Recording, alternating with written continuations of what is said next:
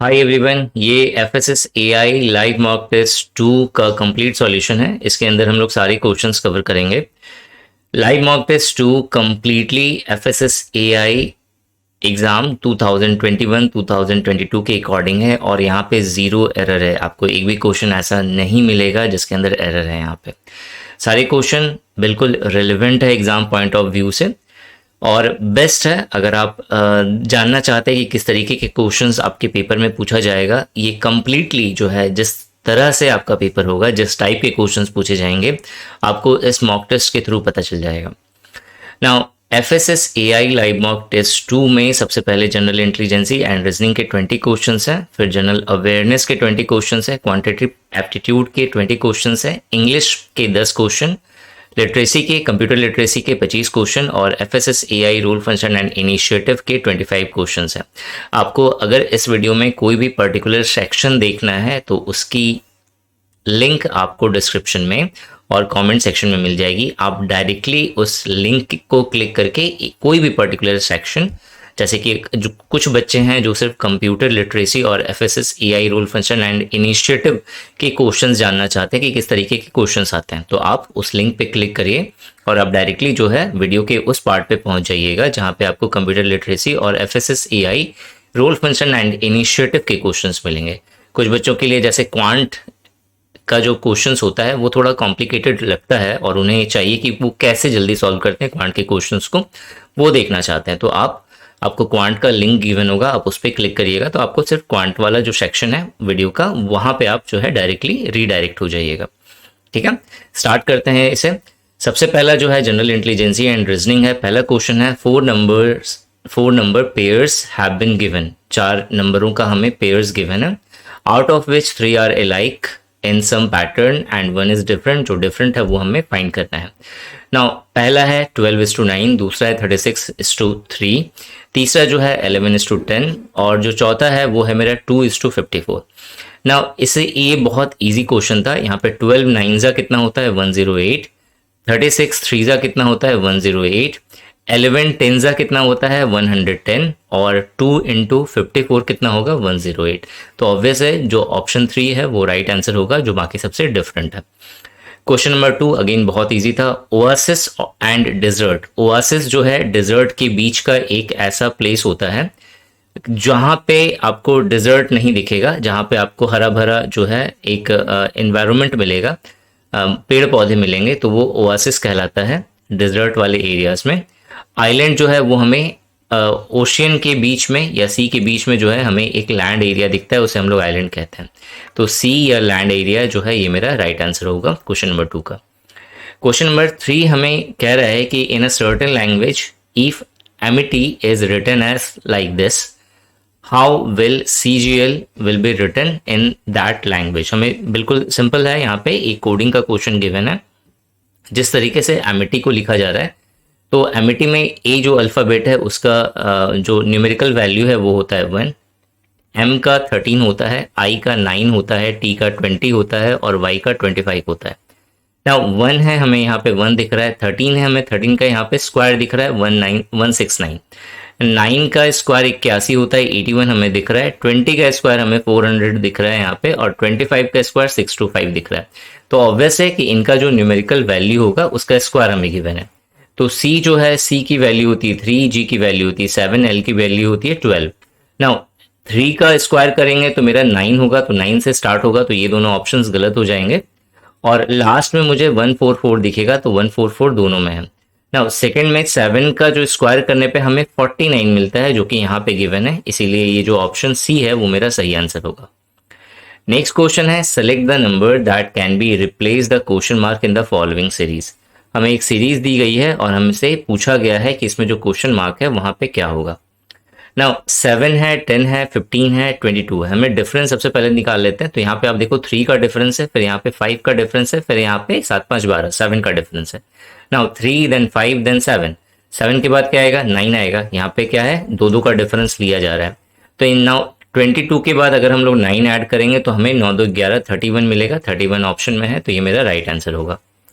Question number 5 है select the letter cluster that can replace the question mark in the following series. हमें जो series दी गई है इसमें हमें जो क्वेश्चन मार्क है वो हमें बताना है, वो हमें वहां पे क्या होगा। ना पहला जो है एफ है वो हमें 6 गिवन होता है। ना एच जो है वो 8 है, जे 10 होता है, एल 12 होता है, एन 14 होता है। 6 2 8, 8 2 10, 10 2 12, 12 2 14, 14 2 कितना होता है 16 होगा।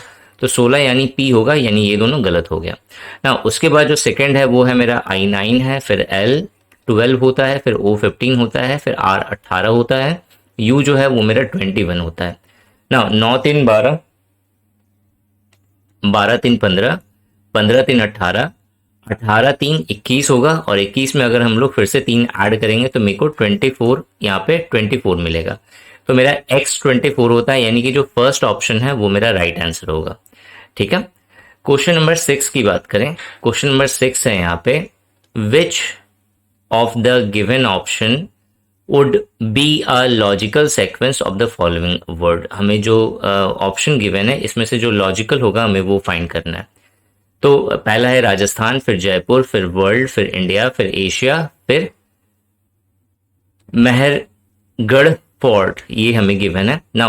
बहुत सिंपल है, यहाँ पे हमें सबसे पहले वर्ल्ड दिखेगा, और वर्ल्ड के बाद फिर हमें एशिया दिखेगा, एशिया के अंदर में इंडिया दिखेगा।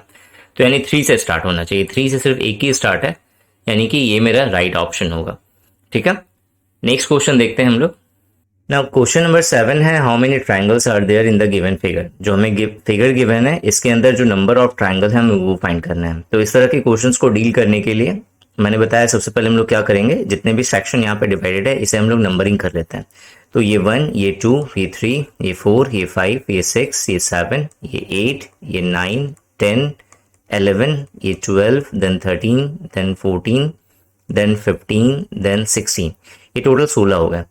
तो 16 सेक्शन है, जिसमें से ये जो 7वां वाला सेक्शन है सिर्फ ये हमें एक ट्रेपीजियम दिखा रहा है, बाकी सारे ट्राइंगल है। तो यानी 15 ऐसे ट्राइंगल हैं जो अलग अलग नंबर से बने हुए हैं, हर एक नंबर से बने हुए हैं ना। दो नंबर को मिलाने से एक ट्राइंगल बन रहा है, तो हाँ सर, एक 5 और 6 को मिलाने से एक ट्राइंगल मुझे यहाँ दिख रहा है। ठीक है। 7 और 8 को मिलाने से मुझे एक और ट्राइंगल दिख रहा है, और फिर 9 और फिर 11 को मिलाने से भी हमें एक और ट्राइंगल दिख रहा है। तो 3 ट्राइंगल हमें ऐसे दिख रहे हैं जो दो नंबर से मिलकर बना हुआ है ना। 4 5 6 को मिलाने से हमें एक ट्राइंगल दिख रहा है, तो 3 नंबर को मिलाने से मुझे एक यहाँ दिख रहा है और एक यहाँ दिख रहा है, तो 2 मुझे यहाँ पे दिख गया। ठीक है। तो इधर कितना हो गया, तो 20, तो इधर इतना मेरा हो गया। अब उसके बाद कोई बड़ा वाला जो हमें दिख रहा है, तो आप बोलोगे कि हाँ सर मुझे दिख तो रहा है, लेकिन कहाँ दिख रहा है सर, थोड़ा सा हौच पौच हो गया, बट कोई बात नहीं, हम समझ जाएंगे। यहाँ पे 20 हमें ऑप्शन में गिवन है, 23 गिवन है, 19 और 17 तो हमारा होगा नहीं ना। इसके बाद जो हमें नेक्स्ट जो दिख रहा है वो है, अच्छा ये 3 डिजिट को मिला करके मुझे एक और यहाँ पे दिख रहा है, ये वाला भी जो है मुझे एक 3 डिजिट मिला करके भी एक ट्रायंगल यहाँ पे मुझे दिख रहा है। तो एक और जो है 3 डिजिट मिला करके मुझे यहाँ पे और दिख रहा है, तो यानी टोटल कितना हो गया, इधर 21 हो गए। 21 हो गया, इसके बाद मुझे और दिखेगा। अब देखो 21 हो गया मतलब 20 तो नहीं होगा, कंफर्म हो गया ना। यहाँ पे मुझे 23 लिखा हुआ है, तो ऑब्वियस है कि हमें 21 ऑप्शन में नहीं है, यानी 23 हो सकता है, क्योंकि 20 पार हो गया। तो ऑब्वियस है कि हमें क्या करना है, 23 मार्क करना है, आगे जो है काउंट करने में दिमाग वेस्ट नहीं करना अपना। क्वेश्चन नंबर 8 की अगर मैं बात करूं, तो क्वेश्चन नंबर हमें 8 कह रहा है, 4 words have been given out of which 3 are alike in the same manner. हमें जो बाकी का जो एक वर्ड जो अलग है वो हमें बताना है। काफ बछड़ा, दूसरा है लैम मेमना, डियर मृग हो गया, और फिर कब जो है ये इसे हम लोग कहते हैं कब हो गया मेरा शेर का बच्चा, जिसे कहते हैं हम लोग कब। डियर के बच्चे को हम लोग फॉन कहते हैं, FAWN। ठीक है, फॉन। तो यहाँ पे फॉन होना चाहिए था, लेकिन डियर है, तो डियर मेरा राइट ऑप्शन होगा।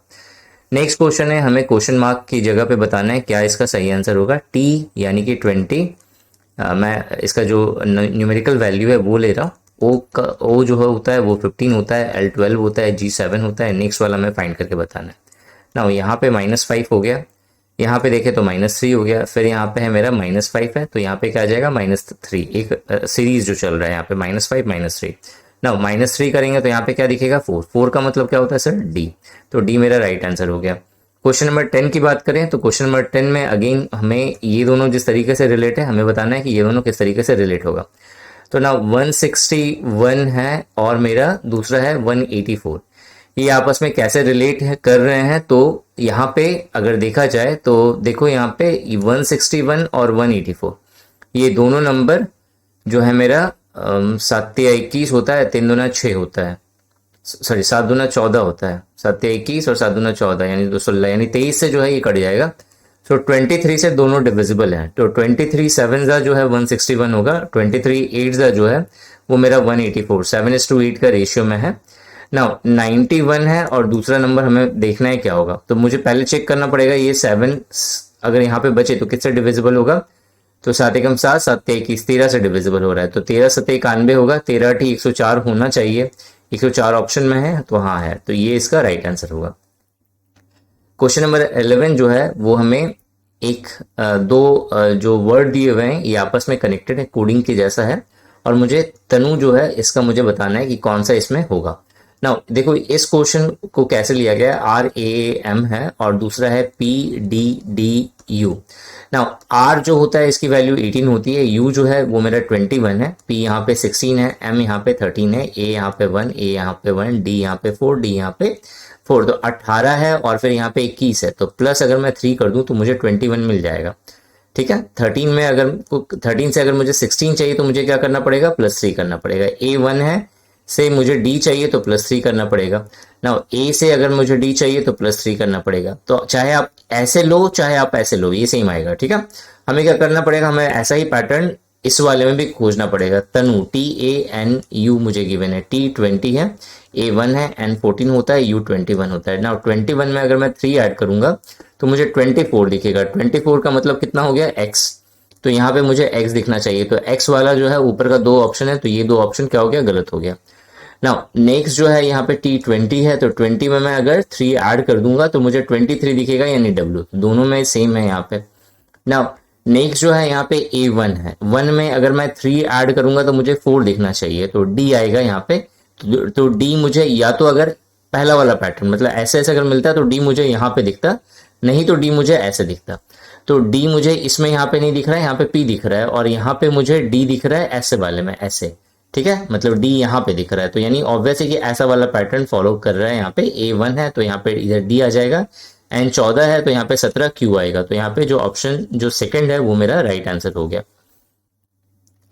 नेक्स्ट हमें क्वेश्चन दिया हुआ है यहाँ पे 5 है, 3 है, 11 है, 7 7 क्वेश्चन मार्क है, 24 40 और फिर 48 है। कैसे फाइंड करेंगे इसको, 5 का स्क्वायर कितना होता है, आप बोलोगे सर 25 होता है ना। 7 का स्क्वायर कितना होता है, 7 का स्क्वायर 49 होता है ना। 49 से अगर मैं 25 को माइनस करूं तो मुझे कितना मिलेगा, तो 25 दूना 50 होता है। अगर हम मैं माइनस कर दूं तो मुझे मिलने वाला है वो मुझे 24 मिलेगा। कैसे करा सर आपने, तो देखो यहाँ पे 5 था, 5 का स्क्वायर करा मैंने 25 दिखा, मुझे यहाँ पे 7 दिखा, 7 का स्क्वायर करा 49, 25 का डबल 50 होता है, यानी 49 से अगर मैं 25 को माइनस करूं तो मुझे कितना दिखेगा, यहाँ पे 24 दिखेगा। अगर यहाँ 50 रहता तो मुझे 25 दिखता। ठीक है, तो 24 दिखा, 24 मुझे यहाँ पे दिख रहा है, तो सेम रूल से ये भी अप्लाई होना चाहिए। 3 का स्क्वायर करा 9, 7 का स्क्वायर करा, ठीक है 49 होगा, माइनस कर दिया 40 दिख गया मुझे, ये 40, तो सेम मेथड यहाँ पे भी होगा। तो यहाँ पे जब होगा 11 का स्क्वायर कितना होता है सर, तो आप बोलोगे सर 121 होता है, तो 121 समथिंग को 121 से माइनस करना है और मुझे 48 चाहिए, तो मैं क्या करूंगा 48 ऐड कर दूंगा तो मुझे 169 यहाँ पे दिख जाएगा। तो 169 यानी कि क्या दिखना चाहिए, यहाँ पे 13 दिखना चाहिए। तो यहाँ पे क्वेश्चन मार्क की जगह पे क्या आएगा, 13 आएगा। सो 13 मेरा राइट आंसर हो गया। क्वेश्चन नंबर 13 जो है वो मुझे कह रहा है कि A stand for divide, B stand for this, C का मतलब ये हो गया, D का मतलब ये हो गया, तो इसकी वैल्यू बताओ ना। वैल्यू पुट कर दो 3, D जो है वो मेरे को माइनस बोल रहा है ना 4, C जो है वो मुझे कह रहा है प्लस 17A, A जो है वो मुझे डिवाइड बता रहा है, और उसके बाद फिर है 7, और फिर उसके बाद मुझे B गिवन है, B की जो वैल्यू है वो है मेरा मल्टीप्लीकेशन का, और उसके बाद 21, इसकी वैल्यू फाइंड करना है। तो ना यहाँ पे 3 - 4 + 17 डिवाइड बाई 7 आ जाएगा, और फिर इंटू 21 होगा। यहाँ पे 7 या 21, 17 या 51 होता है, 51 + 3 करने जाएंगे 54 होगा, 54 से 4 माइनस करेंगे तो 50 मुझे दिख जाएगा। सो 50 जो है ये मेरा राइट आंसर होगा।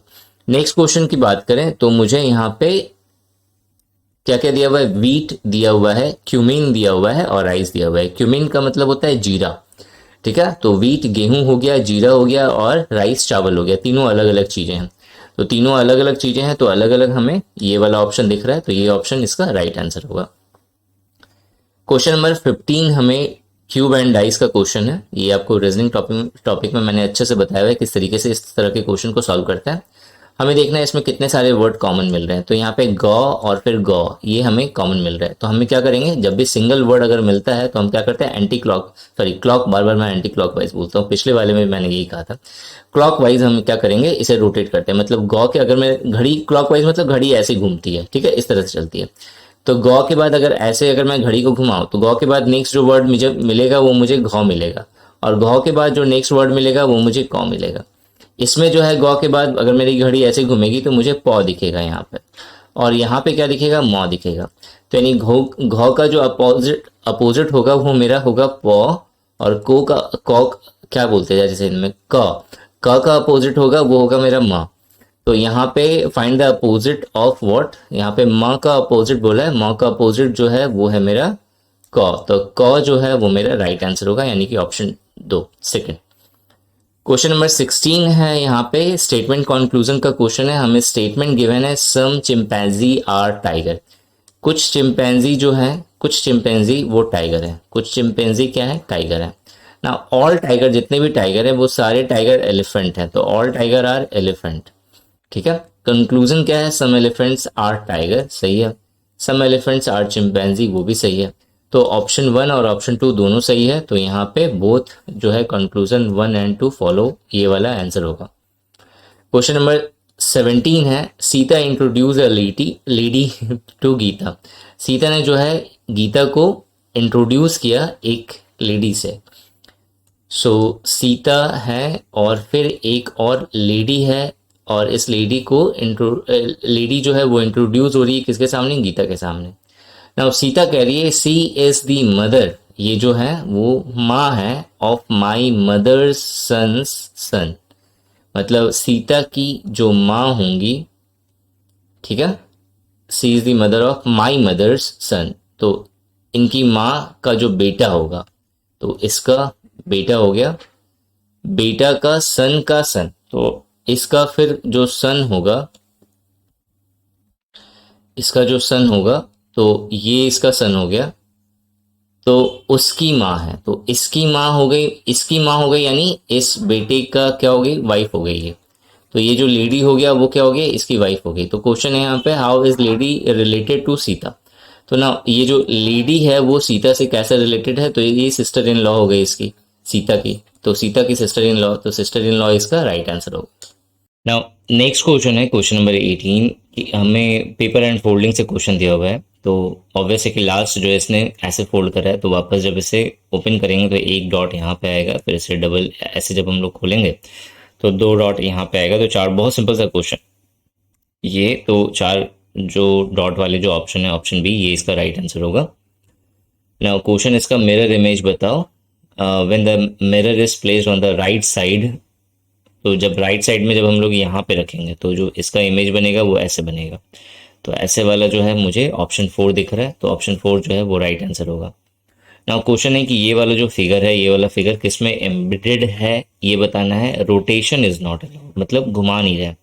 मतलब हो सकता है कि इसमें भी प्रेजेंट हो कि अगर इसे हम लोग अगर इस पैटर्न को घुमा करके इस वाले को ऊपर कर दें, मतलब इसको इधर उधर घुमा करके करें तो मुझे ये पैटर्न दिख जाए। तो यहाँ पे बोला है कि घुमाना नहीं है, रोटेशन अलाउ नहीं है, हमें इसी में ढूंढना है। तो इसी में देखो, इसमें दिख रहा है यहाँ पे, ठीक है, इस वाले में मुझे दिख रहा है ऐसे था एक, और एक ऐसे गया है और एक ऐसे गया है। तो ये वाला जो बी वाला ऑप्शन होगा वो मेरा राइट आंसर होगा। तो ये टोटल रीजनिंग कवर हो गया। नेक्स्ट जो है वो है मेरा जनरल अवेयरनेस का सेक्शन। जनरल अवेयरनेस में टोटल 20 क्वेश्चन है। पहला क्वेश्चन है, which of the following Pratihara king took the title of प्रमाणा। प्रमाणा का टाइटल जो है वो किसने लिया था, किस प्रतिहारा किंग ने लिया था। प्रतिहारा को हम लोग गुर्जर प्रतिहारा भी कहते हैं हम लोग। ये गुजरात के ओरिजिनेट थे, तो मतलब नेटिव थे गुजरात के, या फिर गुजरात के अलावा कभी कभी साउथ वेस्ट राजस्थान भी बहुत सारे बुक में लिखा हुआ है। तो गुजरात या फिर साउथ वेस्ट राजस्थान, वहाँ के ये नेटिव पीपल थे। जो ग्रेटेस्ट किंग था प्रतिहारा का वो था मेरा मिहिर भोज, और मिहिर भोज ने ही प्रमाणा का टाइटल लिया था। मिहिर भोज को हम लोग भोज भी कहते हैं, और भोजा या फिर इंग्लिश में भोजा लिखा जाता है। मिहिर भोजा, यहाँ पे देखना मिहिर भोज लिखा हुआ है, यहाँ पे बहुत जगह पे भोजा लिखा जाता है, BHOJA भोजा। तो मिहिर भोजा या भोजा जो है एक ही नाम है।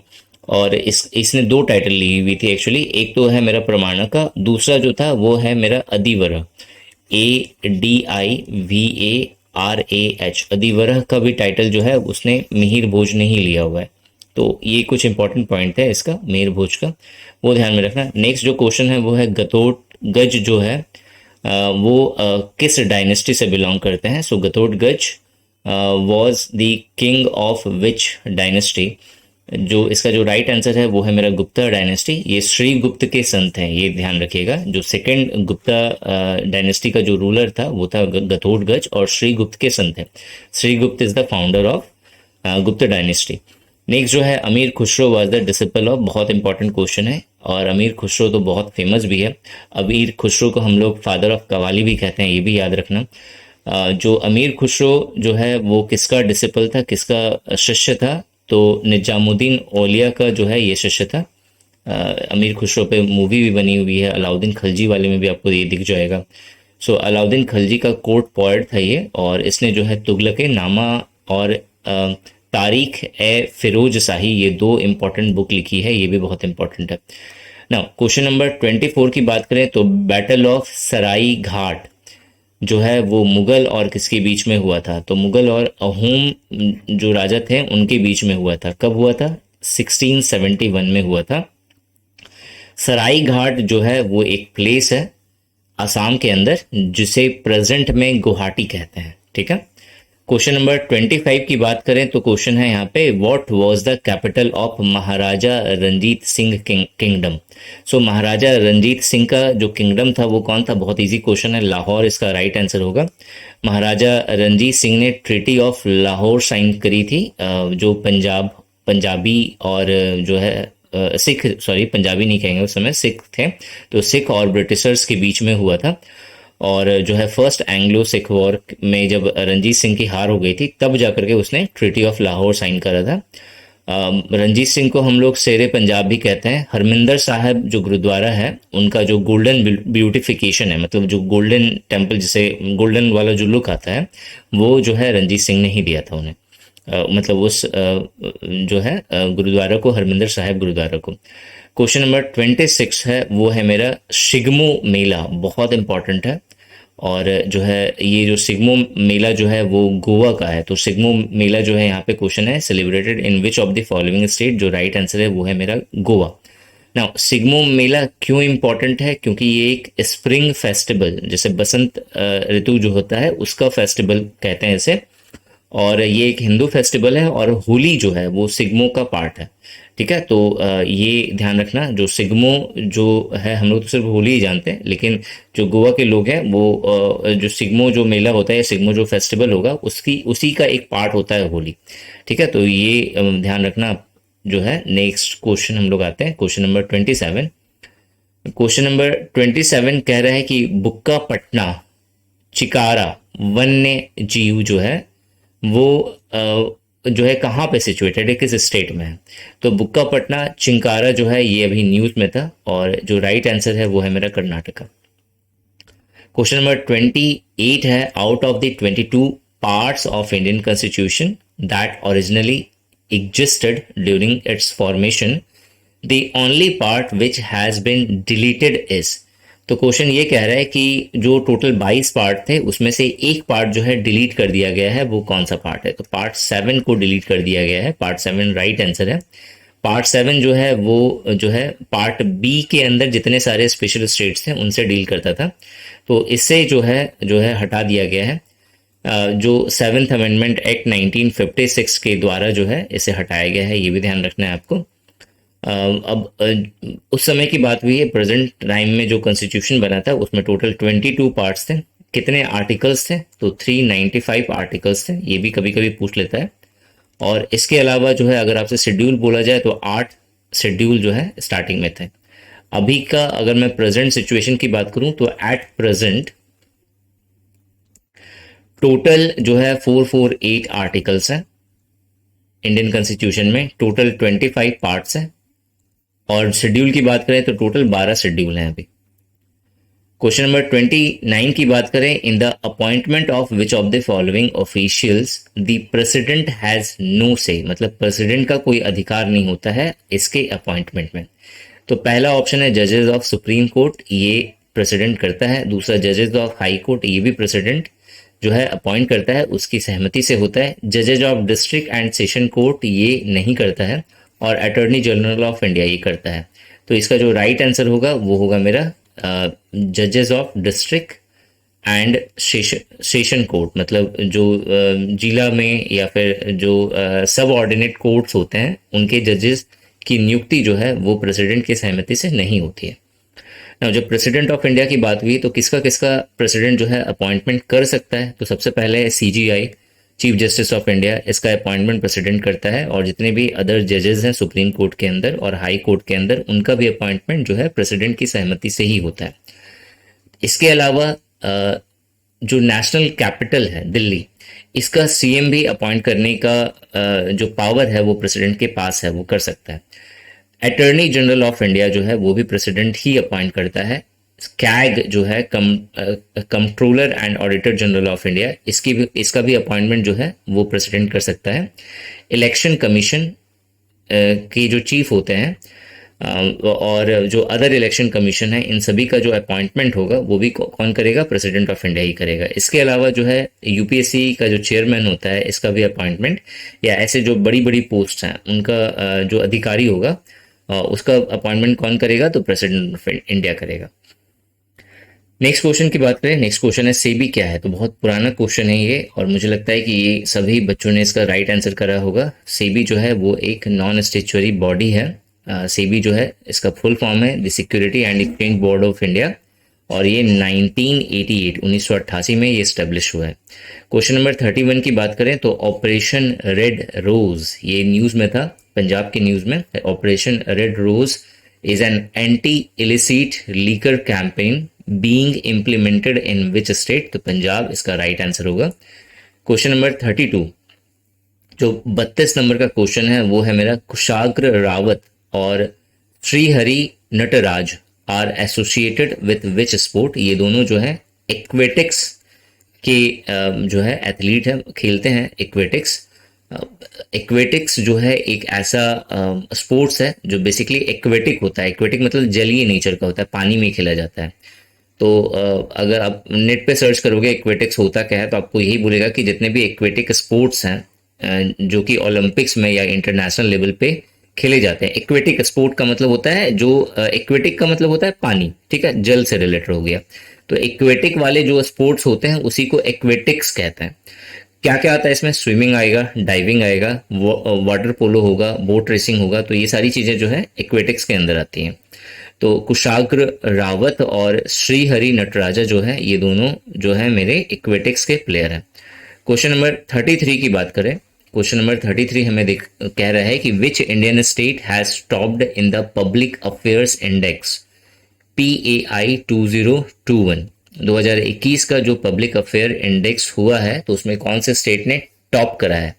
तो टोटल 18 स्टेट्स ने पार्टिसिपेट करा था, इसमें 18 स्टेट्स ने पार्टिसिपेट करा था। और इसमें जो है किस तरह से इस इंडेक्स को चेक करा जाता है, जज करा जाता है, तो बेसिकली 3 चीज़ें होती है, इक्विटी, ग्रोथ और सस्टेनेबिलिटी। इसमें जो टॉप करने वाला जो स्टेट है वो है मेरा केरला, ठीक है। सेकेंड नंबर पे जो है वो आई थिंक तमिलनाडु है, और लास्ट में जो है बॉटम में 2 स्टेट है। जो देखा जाए तो एक ही स्टेट है, यूपी जो है वो 18th नंबर पे आया हुआ है, और 17th नंबर में जो है वो है मेरा उड़ीसा, ठीक है।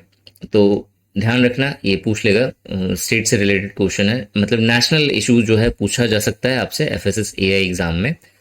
अब जो करंट अफेयर्स का जो मैंने PDF आपको दिया हुआ है वो आपको दिसंबर, नवंबर, अक्टूबर और सितंबर, मतलब 4 मंथ, सितंबर, अक्टूबर, नवंबर, दिसंबर, उसमें उसके जितने भी इंपॉर्टेंट क्वेश्चंस हैं जो कि FSSAI exam point of view से जो है इंपॉर्टेंट है, वो सारा मैंने आपको दिया हुआ है आपके कोर्स में। अगर आपने नहीं लिया है अभी तक तो बहुत सिंपल है, आप निशांति एकेडमी ऐप डाउनलोड करिए और उसमें आपको एक कोर्स दिख जाएगा करंट अफेयर्स पीडीएफ का। तो उसमें एक पीडीएफ आपको एज अ सैंपल मिलेगा और दूसरा जो पीडीएफ है वो लॉक्ड है, वो जब आप पेमेंट करिएगा उसके बाद ही आप उसे ओपन कर सकते हैं। ये सिर्फ इकलौता पीडीएफ ऐसा है जो आप ये सोचोगे कि ये पढ़ के जो है मेरा सारा चीज कवर हो जाएगा, तो नहीं, जरूरी नहीं है, क्योंकि पेपर में आपसे क्वेश्चन कहाँ से पूछेगा कोई नहीं जानता। टीसीएस बहुत टाइम ऐसा भी करता है ना कि 2000 जो है अगर 22 में वो पेपर ले रहा है तो 2019 से क्वेश्चन उठा के या 2018 से क्वेश्चन उठा के पूछ लेता है। ये बहुत बार हुआ है इस तरह से, ठीक है, बहुत सारे एग्जाम में हुआ है। तो ये जो है गारंटी नहीं है कि आपसे इतने सारे जो है मतलब सारे क्वेश्चन जो है इसी से लड़ जाएंगे, लेकिन मेरी पूरी कोशिश है जितने इंपॉर्टेंट क्वेश्चन बन सकते हैं वो मैंने आपको दिए हैं। बहुत सारे बच्चे ये कह रहे हैं सर जनवरी फरवरी और मार्च का भी दे दीजिए। तो सर जनवरी फरवरी मार्च का इंपॉर्टेंट नहीं है, और मैं बेट लगा के कह रहा हूँ सर इससे क्वेश्चंस नहीं आएंगे, क्योंकि पिछले बार क्या हुआ था, एडमिट कार्ड आपका इशू हो गया था जब पोस्टपोन होने से पहले। तो इसका मतलब साफ है कि जो पेपर है वो ऑलरेडी बन चुका है। तो पेपर बन चुका है तो उसमें जनवरी फरवरी मार्च इसके करंट अफेयर्स नहीं होंगे, वही आपको मिलेगा ना, क्योंकि उतने सारे लेवल पे, इतने बड़े लेवल पे पेपर को दोबारा कंडक्ट करवाना, फिर से पेपर बनाना, ठीक है, वो कोई नहीं करता इस तरह से, तब तक जब तक पेपर लीक ना हो। तो चूंकि मान के चलो पेपर लीक नहीं हुआ होगा तो आपसे जनवरी फरवरी मार्च के क्वेश्चंस जो है नहीं पूछा जाएगा। लेकिन अगर आपने सारा कुछ अपना पढ़ लिया, आपके पास कुछ ऑप्शन नहीं बचा है, आपके पास नहीं, आपको लग रहा है कि बोरिंग सा लग रहा है यार, अब कुछ पढ़ने को नहीं है, तब जाके आप रिस्क मत लेना, जनवरी फरवरी का पढ़ लो, वैसे आएगा नहीं, ठीक है, आएगा नहीं। लेकिन अगर आप पढ़ना चाहते हो, शौक है कि नहीं थोड़ा पढ़ लेते हैं, हो सकता है कि इस एग्जाम में काम ना है, आगे कोई भी और एग्जाम में काम आ जाए, तो आप पढ़ सकते हैं, ठीक है।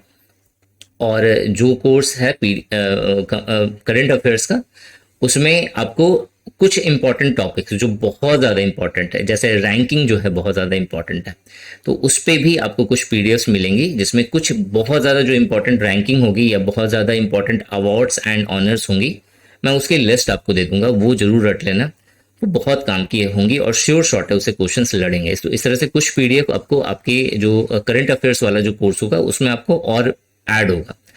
तो और कोशिश होगी कि 3-4 दिन के अंदर अंदर वो सब मैं दे दूं, ताकि जो है उसे पढ़ने में भी, याद करने में भी समय लगेगा। तो जरूरी नहीं है कि रट्टा मारने बैठ जाना, 2-3 बार पढ़ोगे भी ना तो भी वो दिमाग में आ जाएगा कि हाँ जो है इस तरीके से जो है आपको करना है अपने पेपर में, ठीक है। फनी वे में याद करना, कुछ जो है ट्रिक बनाना, निमोनिक फॉर्म में याद करना कि कैसे किसी चीज को रिलेट करें, तो वो आराम से हो जाएगा, ठीक है। ज़्यादा प्रेशर मत लेना, प्रेशर लेने से जो है इफ़िशियंसी कम होती है। ये प्रैक्टिकल जो है बहुत सारे स्टूडेंट का मैंने देखा हुआ है कि जब वो टेंशन लेते हैं ना, तो अच्छा अच्छा दिमाग वाला बच्चा भी है ना, वो भी अपने आप को ऐसा लगता है कि मैं कुछ नहीं हूँ, और पता चला कि जो भी अच्छा करना था थोड़ा मोड़ा भी, वो भी खराब करके आ जाता है। तो टेंशन बिल्कुल मत लेना, जो होगा ठीक होगा, ठीक है, पेपर में ना। क्वेश्चन नंबर 34 की बात करें, क्वेश्चन नंबर 34 कह रहा है कि India's first manned ocean mission, Samudrayaan जो है, is undertaken by which institution, किस इंस्टीट्यूशन के द्वारा जो है इसे लिया गया है, शुरू करा गया है, ये हमें बताना है। तो ये जो है national institute of ocean technology, यानी कि जो ऑप्शन 1 है, इसके द्वारा जो है स्टार्ट करा गया है। और ये जो है national institute of ocean technology, ये मिनिस्ट्री ऑफ अर्थ साइंस के अंडर आता है, ठीक है। तो मिनिस्ट्री ऑफ अर्थ साइंस के अंडर जो national institute of ocean technology है, इसने जो है समुद्रयान जो है एक जो है फर्स्ट मैन्ड ओशियन मिशन जो है ये स्टार्ट करा हुआ है। क्वेश्चन नंबर 35 है, which organisation release the state global climate 2021 report. तो जब भी ग्लोबल क्लाइमेट वगैरह सब आ गया ना, मौसम विज्ञान आ गया, तो मेट्रोलॉजिकल डिपार्टमेंट ही होगा, तो वर्ल्ड मेट्रोलॉजिकल ऑर्गेनाइजेशन जो है ये इसका राइट आंसर है। ये तुक्का भी मार सकते थे आप लोग, सही हो जाता। गोची जो है एक बहुत इंपॉर्टेंट फेस्टिवल है, तो क्वेश्चन है कि ये कहाँ का है। तो जो गोची फेस्टिवल है वो मेरा हिमाचल प्रदेश का है। हिमाचल प्रदेश के 2 इंपॉर्टेंट फेस्टिवल हैं, एक है मेरा गोची और दूसरा है मेरा RAKHADUMNI, ठीक है, रखा दुमनी, शायद यही पढ़ेंगे, रखा दुमनी, ठीक है। ये 2 इंपॉर्टेंट फेस्टिवल्स हैं, ये आपको याद रखना है, हिमाचल प्रदेश के। हाँ, ये अगर आपने आर्ट एंड कल्चर के अभी तक क्वेश्चंस नहीं करे हैं तो बेस्ट ऑप्शन है आपके पास, जितने भी इंपॉर्टेंट टॉपिक हैं आर्ट एंड कल्चर के लिए, ठीक है, जो FSSAI exam point of view से इंपॉर्टेंट है। तो आप सिंपली क्या करो, गूगल कर लो www.nishanteacademy.in, ठीक है, लिंक आपको डिस्क्रिप्शन में मिल जाएगी। आप सिंपली गूगल कर लेना निशांत ई एकेडमी, तो आपको मेरे वेबसाइट की लिंक मिल जाएगी। आप वेबसाइट पे जाइए, वहाँ पे आपको आर्ट एंड कल्चर के सारे नोट्स का कंपाइलेशन मिलेगा। वहाँ पे आप वहाँ पे रीड करिए, आपको आपका सारा चीज़ वहाँ पे कवर हो जाएगा। बस आपको एक बार रीड करना है सही तरीके से, आप रीड कर लो, आर्ट एंड कल्चर का सारा टॉपिक वहाँ से कवर हो जाएगा आपका। क्वेश्चन नंबर हम लोग 37 पे आते हैं। क्वेश्चन नंबर 37 हमें कह रहा है कि Basant Rai is associated with which musical instrument. Now musical instrument and their exponent, ये भी मैंने अपने वेबसाइट में भी कवर करा हुआ है, अपने कोर्स में भी कवर करा हुआ है, तो इसमें दिक्कत नहीं होगी। बसंत राय जो है वो सरोद से रिलेटेड है, तो सरोद जो है इसका राइट आंसर होगा। नेक्स्ट है मेरा कामाख्या देवी टेम्पल जो है वो कहाँ पे प्रेजेंट है। बहुत फेमस क्वेश्चन है और बहुत ईजी भी है, असम इसका राइट आंसर होगा। नेक्स्ट क्वेश्चन है Lakshadweep is a group of dash island. 36 island है टोटल लक्षद्वीप के अंदर, तो 36 इसका राइट आंसर होगा। क्वेश्चन नंबर हमें 40 कह रहा है कि विच रिवर इज कॉल्ड सिंघी खंबन। ठीक है, सिंघी खंबन, इसी को हम लोग लायंस माउथ भी कहते हैं। तो ये जो है तिब्बतियन रीजन, मतलब तिब्बत में जो है किस रिवर को हम लोग सिंघी खंबन या लायंस माउथ के नाम से जानते हैं। तो जो राइट आंसर है वो है मेरा इंडस या सिंधु रिवर। तो ये टोटल मेरा जनरल अवेयरनेस के टोटल क्वेश्चन थे 20। नाउ नेक्स्ट जो टॉपिक है वो है मेरा क्वांटिटेटिव एप्टीट्यूड का। अगेन 20 क्वेश्चन है, स्टार्ट करते हैं इसे। पहला क्वेश्चन है Ram bought 2 articles and sold them each at 14317.5 rupees. He sold one article at 15% profit and another at 17% loss. The profit or loss he earned is. हमें question ये कह रहा है कि राम ने 2 आर्टिकल को खरीदा है और फिर उसे बेचा है। हर एक आर्टिकल को कितने में बेचा है, तो 14,317 रुपये 50 पैसे में बेचा है। पहले पे उसे 15% का प्रॉफिट हुआ है और दूसरे पे 17% का लॉस हुआ है। तो हमें बताना है कि उसे ओवरऑल जो है प्रॉफिट या लॉस कितने का हुआ है। क्वेश्चन क्लियर हो गया। देखो सीपी मतलब कितने में खरीदा होगा, ठीक है, एसपी मतलब कितने में बेचा होगा। मान लेते हैं पहले वाले जो आर्टिकल है उसका दाम है 100 रुपये, 15% का प्रॉफिट पे बेचा है यानी 115 रुपये में बेचा होगा। दूसरा वाला अगेन मानते हैं 100 रुपये में उसने खरीदा था, बेचा है 17% का लॉस पे, यानी 100 में से 17 का कितना बचा, 83 रुपये के लॉस पे बेचा होगा उसने। ना क्या करना है यहाँ पे, दोनों को यहाँ पे इसने लिखा है sold them each at this rupees, मतलब दोनों को जो बेचा है वो सेम प्राइस पे बेचा है, यानी दोनों को सेम करना पड़ेगा। इन दोनों एसपी को क्या करना पड़ेगा, सेम करना पड़ेगा। कैसे करेंगे, इसको 83 से मल्टीप्लाई करना पड़ेगा, इसको 115 से मल्टीप्लाई करना पड़ेगा। नाउ 83 को अगर मैं इधर 100 से मल्टीप्लाई कर दूं तो 8300 मुझे दिखेगा। 83 को 115 से अगर मैं मल्टीप्लाई करूंगा तो मुझे कितना दिखेगा, अब तो कैलकुलेट करके निकालना पड़ेगा। कैसे निकालेंगे, 83 ये जो 115 है इसे मैं तोड़ सकता हूँ 100 + 10 और +5 में, ठीक है। तो 83 को जब मैं 100 से मल्टीप्लाई करूंगा तो मुझे 83 और फिर 00 दिखेगा। 83 को जब मैं 10 से मल्टीप्लाई करूंगा तो 830 दिखेगा। 83 को 5 से मल्टीप्लाई करूंगा तो 5 से 15 और 8 40 और 41 415। इसे ऐड करूंगा, यहाँ पे 5, यहाँ पे 4, 8 से 12 3 15 और फिर 8 1 9, सो 9545 मुझे यहाँ पे दिखेगा। तो यहाँ पे क्या आ जाएगा 9545। चूंकि ये दोनों सब सेम आएगा तो नीचे वाला जब मैं इसको इससे मल्टीप्लाई करूंगा तो सेम आएगा 9545 और 115 को जब मैं 100 से मल्टीप्लाई करूंगा तो 11500 मुझे इधर दिखेगा ना। इधर देखो एसपीएफ सेम हो गया, ठीक है। तो टोटल अगर मैं निकालने जाऊं कि टोटल सीपी कितना हुआ है, तो टोटल सीपी यहाँ पे 19800 ऐड करने के बाद आएगा। इधर मैं जब ऐड करूंगा तो 45 × 90 और यहाँ पे आएगा 19090, ठीक है।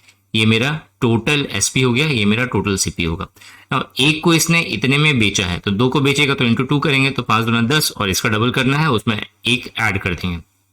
कितना आएगा, 14 × 28 हो रहा है, 3 × 6 17 × 34 1 35। तो यहाँ पे जो मुझे दिखेगा वो दिखेगा 28635। ये जो है ये मेरा टोटल एसपी होगा, लेकिन टोटल एसपी मेरे जो मैंने सॉल्व करा है उसके अकॉर्डिंग कितना है 19090। सो 19090 इंटू मुझे यहाँ पे कितना करना है, तो मुझसे पूछा है कि टोटल प्रॉफिट या टोटल लॉस बताओ। तो यहाँ पे जो टोटल डिफरेंस है वही जो है टोटल प्रॉफिट या लॉस होगा, तो टोटल खरीदा कितना है 19,800 में, बेचा है कितना 1990 में, तो ऑब्वियस लॉस हुआ है। कितने का लॉस हुआ है, तो 800 में से 90 माइनस कर दो तो 710 आएगा। तो 710 रुपए का इसका क्या हुआ है, लॉस हुआ है, जो मैंने सॉल्यूशन करा है उसके अकॉर्डिंग।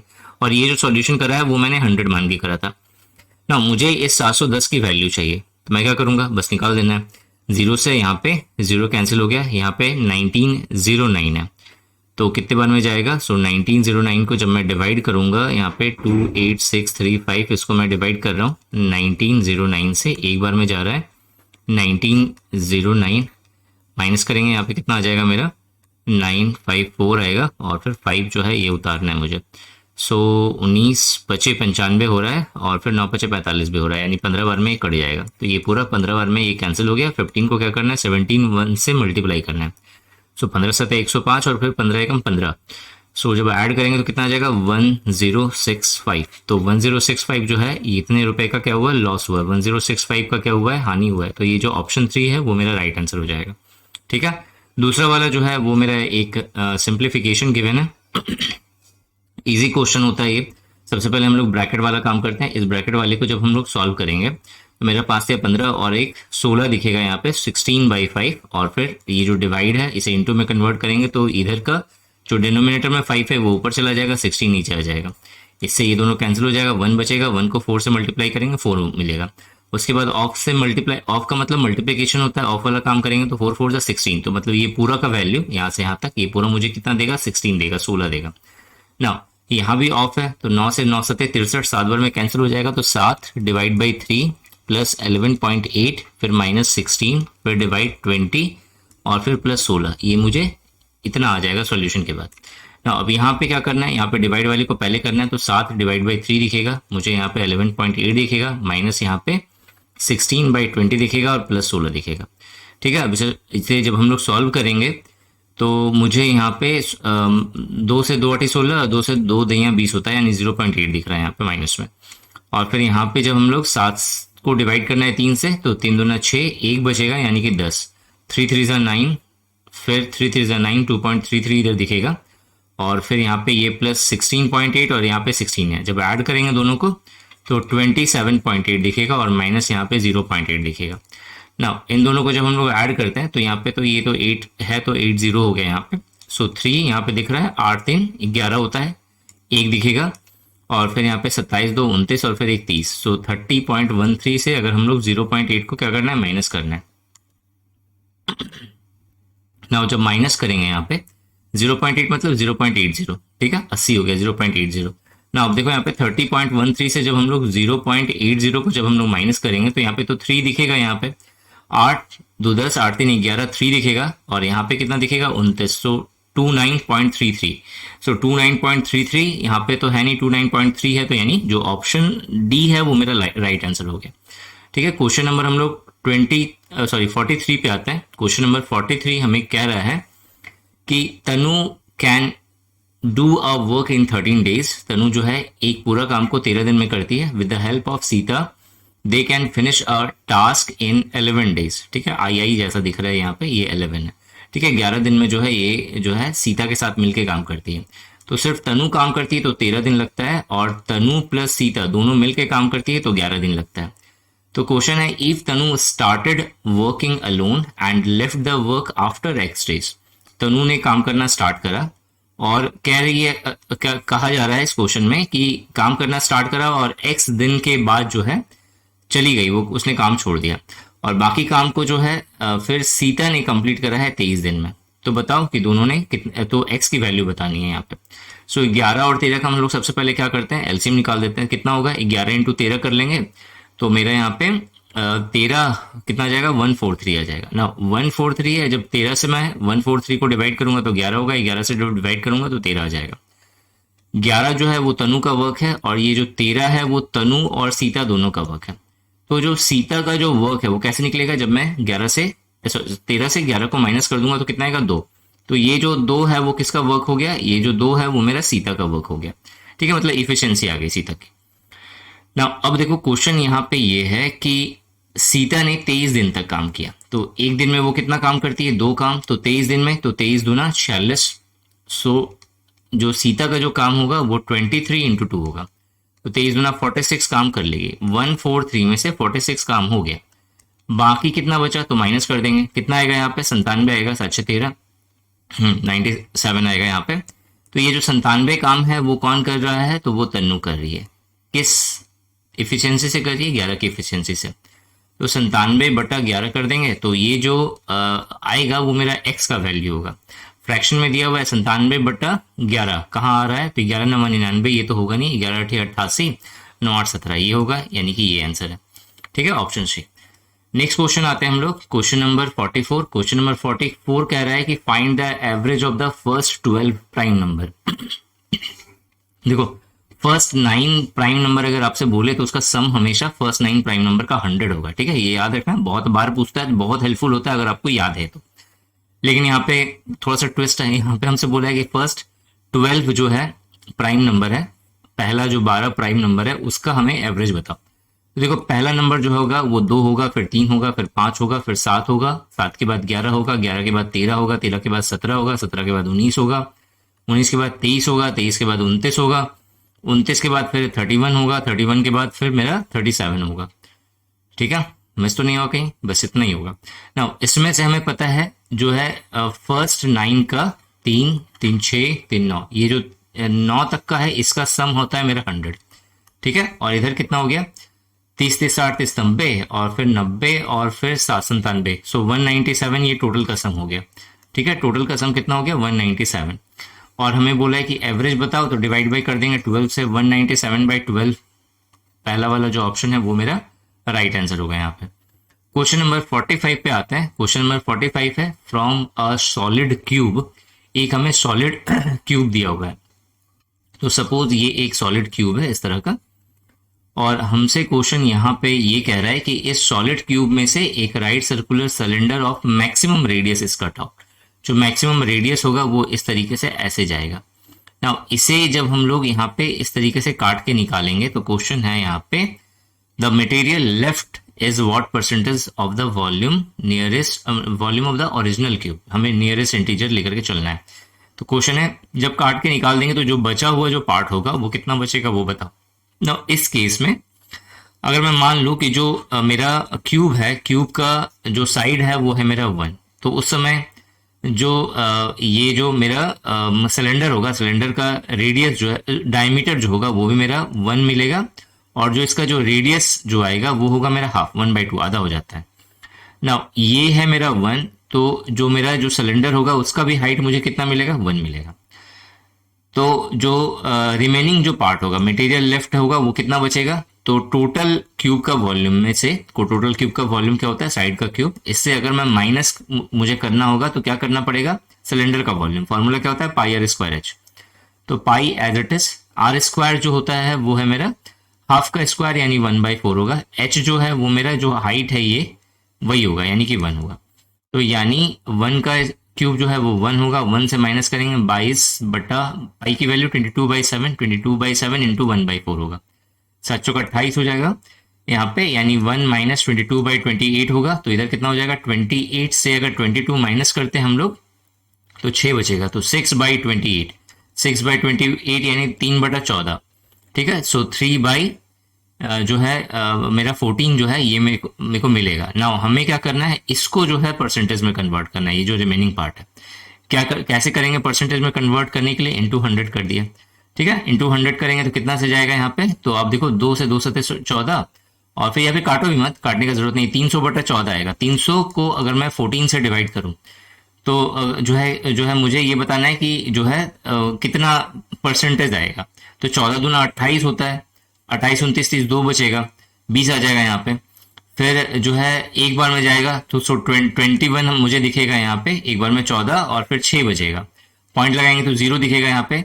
14 25 70 होता है, तो 14 चौके कितना हो जाएगा? 84 हो जाएगा, सॉरी 14 चौके 56 हो जाएगा। तो यहाँ पे 21.4 दिखेगा। तो अप्रोक्सीमेटली जो है मुझे 21 जो है ये इसका राइट आंसर मिलेगा। नेक्स्ट क्वेश्चन आते हैं हम लोग 46। 46 नंबर का क्वेश्चन है, a number is increase by 17% and then decrease by 17%, then further decrease by 10%। एक नंबर है जिसे पहले 17% इंक्रीज करा गया, फिर डिक्रीज करा गया 17%। तो ये मैंने आपको मेथड सिखाया है, प्लस माइनस माइनस हो जाएगा यहाँ पे। 17 इंटू 17/100 हो जाएगा। तो ओवरऑल यहाँ पे ये दोनों तो कैंसिल हो गया। 17 का स्क्वायर कितना होता है 289। 289 को जब मैं 100 से डिवाइड करूंगा तो 2.89 मिलेगा। ये मेरा फर्स्ट दो केस के लिए मेरा ओवरऑल परसेंटेज डिक्रीज हो गया -2.89। अब सेकेंड केस में फिर से 10% डिक्रीज हुआ, तो फिर से माइनस जो है 10% हो जाएगा। इधर फॉर्मूला क्या था, ए पहला वाला परसेंटेज प्लस बी दूसरा वाला percentage plus A B by 100। ठीक है, यही फॉर्मूला है। ठीक है, जिसे याद नहीं है वो जो है पहला वाला पार्ट देख लिया, उसमें मैंने शायद थोड़ा डिटेल में बताया हुआ है।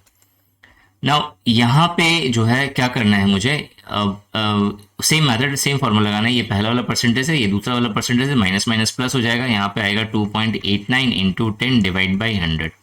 नाउ यहाँ पे जो मुझे मिलेगा वो मुझे मिलेगा 12.89, और इधर प्लस में जब मैं इसे डिवाइड करूंगा तो जो मुझे 0.289 ये यहाँ पे दिखेगा। इसे फाइनली जब मैं सॉल्व करूंगा तो मुझे -12 पॉइंट समथिंग मिलेगा। कितना मिलेगा 12 पॉइंट जो है यहाँ पे जीरो लगाना पड़ जाएगा मुझे। यहाँ पे 9 1 10 यहाँ पे दिख रहा है, यहाँ पे जो है जीरो दिख जाएगा, यहाँ पे 6 के आसपास दिखेगा। सो 12.60 के आसपास दिख रहा है 601। सो 12.601 जो है वो क्या है, माइनस का साइन बता रहा है, डिक्रीज होगा। तो ये जो ऑप्शन 3 है वो मेरा राइट आंसर हो गया। ठीक है, क्वेश्चन नंबर 4 जो है वन ऑफ द फैक्टर, ये पिछले बार भी आया था। कैसे करते हैं हम लोग, तो यहाँ पे हम लिख सकते हैं 9 स्क्वायर का पावर के और फिर प्लस 5 स्क्वायर का पावर के। तो 9 का स्क्वायर कितना होता है 81, और फिर इधर कितना हो जाएगा 5 का स्क्वायर 25। सो 81 का पावर के और फिर 25 का पावर के। तो मैंने बताया था इस तरह का जब भी समथिंग का पावर दिखेगा तो एक नंबर आपको ऐसे दिखेगा इसमें 81 प्लस 25 और फिर प्लस यहाँ पे NC1 करके जो भी आएगा वो यहाँ पे आएगा। तो मुझे एक फैक्टर तो ये दिख जाएगा। इन दोनों को ऐड करेंगे तो 8 2 10 106 मुझे दिखेगा। तो 106 एक फैक्टर होगा, तो 106 से ये डिविजिबल होगा हमेशा। ठीक है, क्वेश्चन नंबर हम लोग 48 के बारे में आते हैं। क्वेश्चन नंबर 48 कह रहा है when the price of an item is reduced by 35% then its sale is increased by X%. If there is an increase of 15% in the receipt of the revenue, then the value of X will be.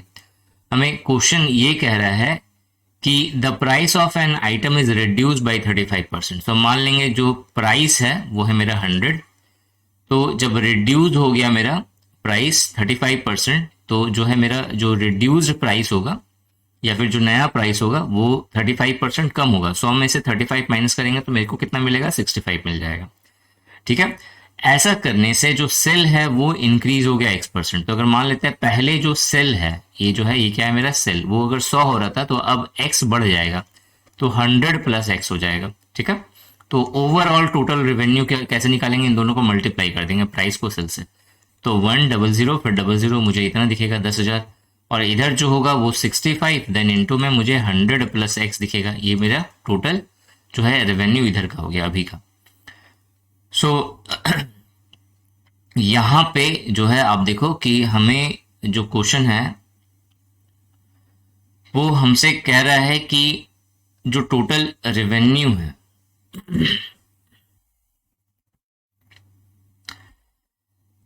जो total revenue है वो मेरा increase हुआ है 15%। If there is an increase of 50% in the receipt of the revenue, तो यहाँ पे जो इंक्रीज हुआ है वो मेरा 15% हुआ है। ठीक है, इतना का 15%, इसका 15%, तो इसका 15% कितना होगा, तो आप बोलो सर इसका 10% मुझे 1000 दिख रहा है, 5% 500 दिखेगा, तो 1500 मेरा इंक्रीज होगा। सो 10,000 में अगर मैं 1500 अगर मैं इंक्रीज कर दूं तो 11,500। ठीक है, ये मेरा 11,500 रुपया जो है ये मेरा अभी का प्रेजेंट रेवेन्यू दिखेगा। लेकिन क्वेश्चन के अनुसार प्रेजेंट रेवेन्यू कितना है, इतना है, तो यानी ये दोनों इक्वल होगा। तो 65 देन ब्रैकेट में 100 प्लस X, ये जो है ये इक्वल होगा कितना 11,500 के। इसे आप सॉल्व कर दीजिए, आंसर आ जाएगा।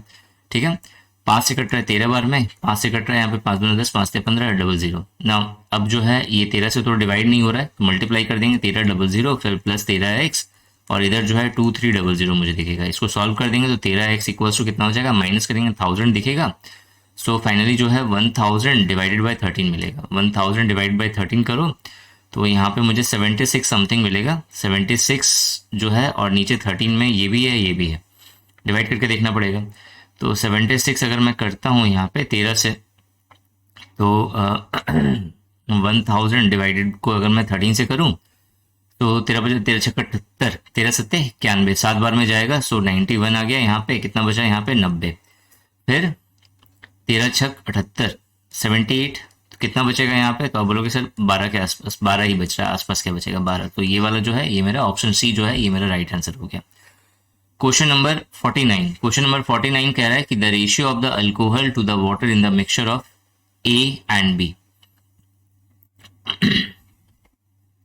क्वेश्चन कह रहा है कि मुझे दो टाइप का मिक्सचर है, एक है मिक्सचर ए, एक है मिक्सचर बी। अब पहला वाला में जो है अल्कोहल और वाटर का रेशियो जो है वो 4:5 है, और दूसरे वाले में 11:7 है। ए और B are taken in the ratio of 3:2। इन दोनों को जो है 3:2 के रेशियो में मिलाया गया, मतलब ए को लिया गया है 3 पार्ट, बी को लिया गया है 2 part, and mix to form a new mixture C. अब दोनों को मिला के जो है एक नया मिक्सचर सी बना है। What is the ratio of the alcohol to the water in the C. तो अल्कोहल और वाटर का रेशियो सी में बताना है। कैसे सॉल्व करेंगे, हम सबसे पहले इन दोनों को इक्वेट करते हैं। यहाँ पे 9 आ रहा है, यहाँ पे 11 और 7 कितना आता है 18। तो इसको क्या करना है, 2 से मल्टीप्लाई करना है, तो 4 दूना 8 होगा और 5 दूना 10 मुझे मिल जाएगा। और इधर है मेरा 11:7। सो 8:10 हो गया, और फिर इधर 11:7 हो गया। अब क्या करना है, ये जो 3 पार्ट है जो इसका है, उससे आप दोनों को मल्टीप्लाई कर दीजिए। तो यहाँ पे 8 3 24 हो जाएगा, और फिर 10 3 30 हो जाएगा। इधर 2 से मल्टीप्लाई कर दे रहे हैं, तो 11 दूना 22 हो जाएगा, और फिर 7 दूना 14 मुझे यहाँ पे दिख जाएगा। ऐड करेंगे तो यहाँ पे मुझे 46 दिखेगा, यहाँ पे मुझे 44 दिखेगा। सो इधर 23 और इधर 22। तो 23-22 का जो है ये रेशियो होगा, ये मेरा राइट आंसर हो जाएगा यहाँ पे। क्वेश्चन नंबर 50 पे आते हैं। क्वेश्चन नंबर 50 कह रहा है कि what will be the compound interest of the sum of 20,000 for 14 month at 24% per annum. हमें दिया हुआ है कि 14 मंथ का हमें कंपाउंड इंटरेस्ट बताना है, क्या होगा, 20,000 रुपए का 24% पर एनम रेट से, if the interest is compounded 7 monthly, मतलब 7 महीने में एक बार अगर कर रहे हैं तो 14 मंथ में 2 बार होगा, मतलब 2 टाइम्स जो है ये कैलकुलेट होगा ना, 2 बार कैलकुलेट होगा, और 7 महीने के अंतर पे कर रहे हैं। तो और रेट ऑफ इंटरेस्ट कितना है, 12% पर एनम। पर एनम का मतलब होता है 12 महीने पे जो है 24% लिया जा रहा है। तो एक महीने पे तो 12 दूना 24, 2% के हिसाब से लिया जाएगा। मुझे चाहिए 7 महीने पे लेना है, तो कितना आ जाएगा, 7 दूना 14%। तो 14% के अकॉर्डिंग जो है ये लिया जाएगा ना। अब जो है, अब देखो 20,000 रुपए था, 20,000 रुपए 2 बार है, और फिर यहाँ पे जो आएगा फिर से लेना है। तो 20,000 का जो है मेरा 14% के अकॉर्डिंग कितना आएगा, तो 20,000 का अगर मैं 14% निकालूंगा तो मेरे को मिलेगा 2800। फिर यहाँ भी मुझे कितना दिखेगा, 2800। ये पहला जो है फर्स्ट टाइम के लिए, जब फर्स्ट 7 मंथ पे जो कैलकुलेट होगा तो 14% के अकॉर्डिंग लगेगा। फिर दूसरा 7 मंथ में 14% के अकॉर्डिंग लगेगा, मतलब दूसरा मंथ नहीं, दूसरा टाइम, सेकंड, मतलब 7वां महीना के बाद, नेक्स्ट 7वां महीना के बाद। ठीक है, पहला ये 7वां महीना, फिर नेक्स्ट 7वां महीना। तो फिर जो है इस 2800 का भी जो कंपाउंड इंटरेस्ट के केस में क्या होता है कि इस इंटरेस्ट पे भी इंटरेस्ट मिलता है। ठीक है, तो इसका फिर 2800 का फिर 14% मुझे देना पड़ेगा। तो 2800 का अगर मैं 14% निकालूंगा तो 10% होता है 280। ठीक है, और फिर जो मेरा जो 4% है वो मेरा 112 हो गया। तो 280 और 112 अगर मैं ऐड करूंगा तो 392 मुझे दिख जाएगा यहाँ पे। सो 392 मुझे यहाँ पे दिख रहा है। इन तीनों को ऐड करेंगे, वो मेरा टोटल इंटरेस्ट हो गया। तीनों को ऐड करो तो 28 गुना 56 होता है, तो 5600 और 392 तो 5992 मुझे दिखेगा, यानी कि ऑप्शन जो सी जो है वो मेरा राइट आंसर हो जाएगा। तो क्वेश्चन नंबर 50 जो है आपका ऐसे बनेगा ना। क्वेश्चन नंबर 51, अब देखो जो क्वांट के जो क्वेश्चंस हैं, या तो आप एक अच्छी सी यूट्यूब चैनल को भी पकड़ लीजिए, वहाँ पे आप सारा अपना कॉन्सेप्ट क्लियर कर लीजिए, या फिर जो है निशांति अकेडमी ऐप पर विजिट करिए। वहाँ पे जो है क्वांट के क्वेश्चन जो है मैंने कवर करवाए हुए हैं नए कोर्स में, आप वहाँ से भी कवर कर सकते हैं। जहाँ से आपको ठीक लगे आप वहाँ से कवर कर सकते हैं। बुक पढ़नी है तो राकेश यादव सर की बुक सबसे बेस्ट बुक मानी जाती है, और है भी अच्छी है। क्यों अच्छी है, क्योंकि ट्रिक से बहुत अच्छे से बताया हुआ है। ठीक है, तो आप वहाँ से भी कवर कर सकते हैं। एसएससी के अगर आप स्टूडेंट हो तो आपको ज़रूरत ही नहीं पड़ेगी। ठीक है, आप ऐसे ही स्मार्ट हो गए, क्योंकि सारा गेम तो मैथ्स का ही है वहाँ पे, मैथ्स और इंग्लिश का। सो क्वेश्चन नंबर 51 पे आते हैं। क्वेश्चन नंबर 51 कह रहा है हमें कि अ boat goes a distance of 4 kilometre up stream in 2 hours. ठीक है, अप स्ट्रीम जा रहा है, यानी कि धारा के प्रतिकूल जो है वो जा रहा है 4 किलोमीटर 2 घंटे में। एंड सेम डिस्टेंस, मतलब 4 किलोमीटर जो है डाउन स्ट्रीम, मतलब धारा के अनुकूल जा रहा है 20 मिनट में। How long it will go it will to go 10.5 kilometre in the still water. तो 10.5 किलोमीटर जाने में स्टिल वाटर में उसे जाना है, तो उसे कितना टाइम लगेगा, हमसे ये पूछा हुआ है। तो बहुत सिंपल है, हमें पता है एस इक्वल्स टू जो फॉर्मूला होता है डी अपॉन टी, ठीक है, speed equals to distance upon time. तो जब डाउन स्ट्रीम अगर वो जाएगी, सॉरी पहला वाला है अप स्ट्रीम का केस, तो अप स्ट्रीम जाएगी तो यानी x minus Y, where x क्या है, सो स्टिल वाटर में जो बोट है उसकी स्पीड है x और स्ट्रीम की स्पीड है y। तो जो अप स्ट्रीम होगा वो होगा x माइनस वाई, प्रतिकूल जो क्या बोलेंगे उसे, वेग, प्रतिकूल जो वेग होगा वो जो है वो मेरा कितना हो जाएगा, x minus Y. X minus Y equals to कितना आ जाएगा मेरा, तो डिस्टेंस अपॉन टाइम, डिस्टेंस है मेरा 4, टाइम है लगा है 2 घंटे का, कट जाएगा तो मुझे 2 दिखेगा ना। जो मेरा डाउन स्ट्रीम होगा यानी कि अनुकूल, तो दोनों का जो स्पीड होगा वो ऐड हो जाएगा x प्लस वाई, ठीक है। कितना डिस्टेंस दिया है, सेम 4 किलोमीटर, टाइम कितना लगा था 20 मिनट, 20 मिनट को हमको क्या करना पड़ेगा, घंटा में कन्वर्ट करना पड़ेगा, डिवाइड बाई 60 करेंगे तो ऊपर आ जाएगा 60, ठीक है। 20 को डिवाइड बाई 60 करेंगे, यहाँ पे जब 60 डिवाइड करेंगे तो ये जो 60 है वो ऊपर आ जाएगा ना। 20 तिया 60, 4 तिया 12 हो गया, ठीक है। हमें चाहिए स्टिल वाटर में बोट का स्पीड, ताकि हम निकाल सके कि 10.5 किलोमीटर जाने में कितना टाइम लगेगा। तो बोट का स्पीड कौन था, x, तो x की वैल्यू निकालना मैंने आपको सिखाया हुआ है। कैसे निकालते हैं कि a plus B divide by 2 कर देते हैं, तो 12 प्लस 2 14, 14 डिवाइड बाई 2 करेंगे 7 किलोमीटर आ जाएगा x की वैल्यू ना। 7 किलोमीटर आ गया। अब जो है मुझे जाना कितना है, मुझे जाना है 10.5 किलोमीटर, तो मुझे टाइम बताना है। तो टाइम इक्वल्स टू मेरा फॉर्मूला क्या है, डिस्टेंस अपॉन स्पीड।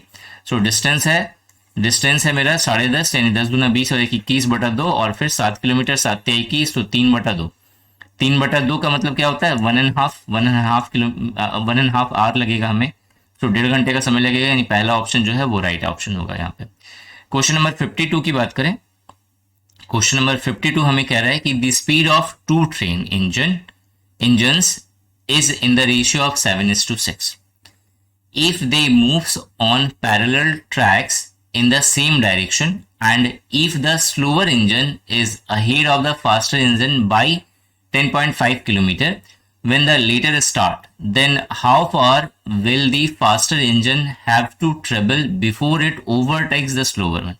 क्वेश्चन हमें ये कह रहा है कि 2 रेल इंजन जिसकी जो गति है वो 7:6 के रेशियो में मुझे गिवन है, अगर वे समानांतर पटरियों पे एक ही दिशा में चल रहे हैं, ठीक है, और जो धीमा वाला जो इंजन है उसे 10.5 मतलब 10.5 किलोमीटर जो है आगे है, ठीक है। डायग्राम से समझो और इजीली समझ में आएगा। ये रेलवे ट्रैक है, 2 पैरेलल रेलवे ट्रैक, जो स्लोअर वाला है उसकी स्पीड जो है 6 दी हुई है, और जो फास्टर वाला है उसकी स्पीड जो है 7 दी हुई है, और जो है हमें एक डिस्टेंस दिया गया कि मतलब जो स्लोअर वाला है वो फास्टर वाले से 10.5 किलोमीटर आगे है, ठीक है। तो क्वेश्चन कह रहा है कि ओवरटेक करने से पहले, ठीक है, जो फास्टर ट्रेन है वो यहाँ पे क्वेश्चन है कि फास्टर ट्रेन जो होगा वो कितना किलोमीटर है ना, देन हाउ फार विल, हाँ कितना किलोमीटर का डिस्टेंस कवर करेगा, हमें ये बताना है, ठीक है। सिंपल क्वेश्चन है, कैसे करेंगे, हमें स्पीड का रेशियो जो है वो दिया हुआ है, स्पीड का जो रेशियो है वो हमें 7:6 दिया हुआ है ना। याद रखना जो स्पीड का रेशियो होता है डिस्टेंस का रेशियो भी सेम होता है, ठीक है। कैसे सर, डिस्टेंस रेशियो जो है सेम होता है, ये सारी चीजें बताने का तो समय नहीं है लेकिन फिर भी मैं समझा दे रहा हूँ। S equals to D upon T होता है फॉर्मूला ना। ये जो स्पीड है, अगर मान लेते हैं टी जो है, अगर टी कांस्टेंट है तो उस केस में जो स्पीड होगा वो डिस्टेंस के डायरेक्टली प्रोपोर्शनल होगा, ठीक है। लेकिन अगर मैं डिस्टेंस को अगर कांस्टेंट कर दूं तो जो स्पीड होता है वो टाइम के इन्वर्सली प्रोपोर्शनल होता है, ठीक है। मतलब अगर मान लेते हैं 2 ट्रेन है और दोनों की स्पीड का रेशियो है x:y, तो टाइम का रेशियो जो है दोनों ट्रेन का अलग हो जाएगा, y:x हो जाएगा, ठीक है। लेकिन वही अगर दोनों ट्रेन का जो रेशियो x:y है और मुझसे बोला गया कितना डिस्टेंस कवर करेगा, तो सेम रेशियो में डिस्टेंस कवर होगा, x:y के रेशियो में डिस्टेंस कवर होगा, ठीक है। ये कॉन्सेप्ट है, ये ध्यान रखिएगा आप लोग। तो डिस्टेंस का रेशियो कितना हो जाएगा 7:6, यहाँ पे डिफरेंस कितना आ रहा है 1 का, तो इन दोनों का जो डिस्टेंस का जो डिफरेंस है वो 1 है, यहाँ पे डिफरेंस जो है वो 10.5 है। तो 10.5 1 को किससे मल्टीप्लाई करेंगे 10.5 से, तो 10.5 से ही मल्टीप्लाई करना पड़ेगा, तो जो फैक्टर ऑफ मल्टीप्लीकेशन है वो 10.5 है। हमसे पूछा गया है फास्टर ट्रेन के बारे में, तो जो 7 है उसको मल्टीप्लाई कर देंगे 10.5 से, तो 7 × 35 और 10 × 70 और 3 × 73, तो 73.5 जो है ये मेरा आंसर होगा। तो ये ऑप्शन बी जो है ये मेरा राइट आंसर हो गया। क्वेश्चन नंबर 53 की बात करें। क्वेश्चन नंबर 53 हमें कह रहा है कि a retailer purchase 50 books at a cost price of 46 books from a wholesaler. Question कह रहा है कि एक रिटेलर जो है 50 किताब खरीदता है 46 किताब के रेट से, मतलब 46 किताब को खरीदने में जो प्राइस लगता है उतना में वो 50 किताब खरीदता है। तो इस तरह के क्वेश्चंस को हम मान लेते हैं कि जो किताब है उसका क्रय मूल्य यानी कि जो सीपी है वो 46 है और जो एसपी है यानी कि जो विक्रय मूल्य है वो है मेरा 50। तो इस केस में क्वेश्चन है यहाँ पे आगे, if he sell all of them at a discount of 4%। अब डिस्काउंट किस पे देगा, तो जो एसपी होगा उस पे। तो 50 रुपए में 4% का डिस्काउंट दे दिया यानी 8 रुपया छोड़ दिया उसने। ठीक है, 50 रुपए का 4% कितना होगा, 100 का 4% कितना होता है, 4 रुपया। तो फिर 50 का 4% कितना होगा, सॉरी 2 रुपया होगा। तो 2 रुपए का इसने जो है डिस्काउंट दे दिया, तो 50 में 2 रुपया छोड़ दिया यानी कितना रुपया लिया, 48 रुपया लिया। तो 46 रुपए का सामान था, 48 रुपए में बेचा है तो 2 रुपए का प्रॉफिट होगा। तो परसेंटेज प्रॉफिट पूछा है कितना है, तो 2/46 कर दो इंटू 100 कर दो, कितना आ जाएगा, 23 दूना 46 हो जाएगा। 100 को जब 23 से डिवाइड करेंगे तो ऑब्वियस है फ्रैक्शन मिलेगा, यानी 4 and 8/23%। ये मेरा राइट आंसर होगा। Question number 54। क्वेश्चन नंबर 54 हमें कह रहा है कि a tank is filled in 5 hours by 3 pipe A, B and C. Question है 3 पाइप है, ए है, बी है और सी है। तीनों मिला करके जो है एक टंकी को जो है 5 घंटे में भरा जाता है। The pipe C is twice as fast as pipe B and B is twice as fast as A. मतलब ए की जितनी इफिशियंसी है, जितना फास्ट है, उसका डबल है बी, और बी जितना है उसका डबल है सी, यानी कि 1:2:4 के रेशियो में है। ठीक है, ये इफिशियंसी हो गई तीनों की। नाउ टाइम एंड वर्क वाले में या फिर पाइप एंड सिस्टर्न वाले जो टॉपिक जो मैंने कवर करा हुआ है कोर्सेज के अंदर, आपने अगर कहीं भी वीडियोस देखा होगा, पढ़ा भी होगा कॉन्सेप्ट, तो आपको ये पता होगा इफिशियंसी को जब मैं अगर टोटल टाइम से मल्टीप्लाई कर दूं तो मेरा कैपेसिटी निकल जाता है। ठीक है, पाइप एंड सिस्टर्न वाले केस में तो इफिशियंसी इधर टोटल कितना है, तो 4 2 6 और 1 7, टोटल इफिशियंसी 7 हो गई। टोटल टाइम जो है वो 5 घंटे का लग रहा है, 7 5 35, सो 35 लीटर जो है ये मेरा टैंक की कैपेसिटी हो गई। अब इस 35 लीटर को ए भरेगा अपनी कैपेसिटी से 1 से, तो 35 डिवाइड बाई 1 करेंगे तो 35 आएगा, तो 35 घंटा जो है वो टाइम लगेगा, 35 आवर्स जो है ये आंसर हो गया। ठीक है, क्वेश्चंस इजी हैं, ठीक है, टिपिकल नहीं है, और ऐसा ही आपको पेपर में मिलेगा। अगर आप जैसे कुछ स्टूडेंट जो है, मुझे कभी कभी जो है ना अजीब लगता है कि कुछ बच्चे हैं जो प्रिपरेशन कर रहे हैं, ठीक है, और वो जो है एनालिसिस करके बताना शुरू करते हैं कि सर ये जो है मैथ्स का क्वेश्चन बहुत ज़्यादा इजी हो गया, इंग्लिश का क्वेश्चन जो है बहुत टफ हो गया, इसमें आपने ये चीज़ नहीं दिया, 2 क्वेश्चन एरर आपने दे दिया, ये आपने किया कैसे, ये आपने गलत करा है, ऐसे नहीं कर सकते हैं आप। देखो होगा क्या कि इस तरह से करने से कोई मतलब नहीं है, आप अपना एनर्जी वेस्ट कर रहे हैं, आप अपना समय वेस्ट कर रहे हैं और मुझे परेशान कर रहे हैं। आपको तो चाहे कोई भी पेपर उठा लीजिए, यूपीएससी भी जो है अपने जब क्वेश्चन सेट करता है उसमें भी कुछ क्वेश्चंस एरर मिलते हैं आपको। ठीक है, कुछ क्वेश्चंस टफ मिलेगा, कुछ क्वेश्चंस इजी मिलेगा, यही तो आर्ट है पेपर का। ठीक है, और इसीलिए पेपर अच्छा भी लगता है करने में। ठीक है, क्योंकि कुछ क्वेश्चन अच्छे मिलेंगे, सारे क्वेश्चन टफ मिल जाएंगे तो पता चला कोई पास ही नहीं होगा, सारे क्वेश्चन इजी मिल जाएंगे तो सारे स्टूडेंट पास हो जाएंगे। ठीक है, उन्हें तो छाटने से मतलब है ना। तो क्वेश्चंस को इसी तरह से बनाया जाता है कि कुछ क्वेश्चंस इजी मिलेंगे, कुछ क्वेश्चंस टफ मिलेंगे, कुछ क्वेश्चंस गलत पक्का मिलेंगे, आप कोई भी पेपर दो। ठीक है, उसका रीजन ये होता है कि जो गधे हैं उनका वो तो सिर्फ यही देखेंगे ना कि क्वेश्चन गलत हो गया है, उसमें लगे हुए हैं, और पता चला कि उसी में लगे हुए हैं और अपना समय बर्बाद करा, कुछ नहीं हुआ। फिर जो है आउट करने से मतलब है एग्जामिनर को, किसी न किसी तरह से तो बोल्ड आपको करेगा ही।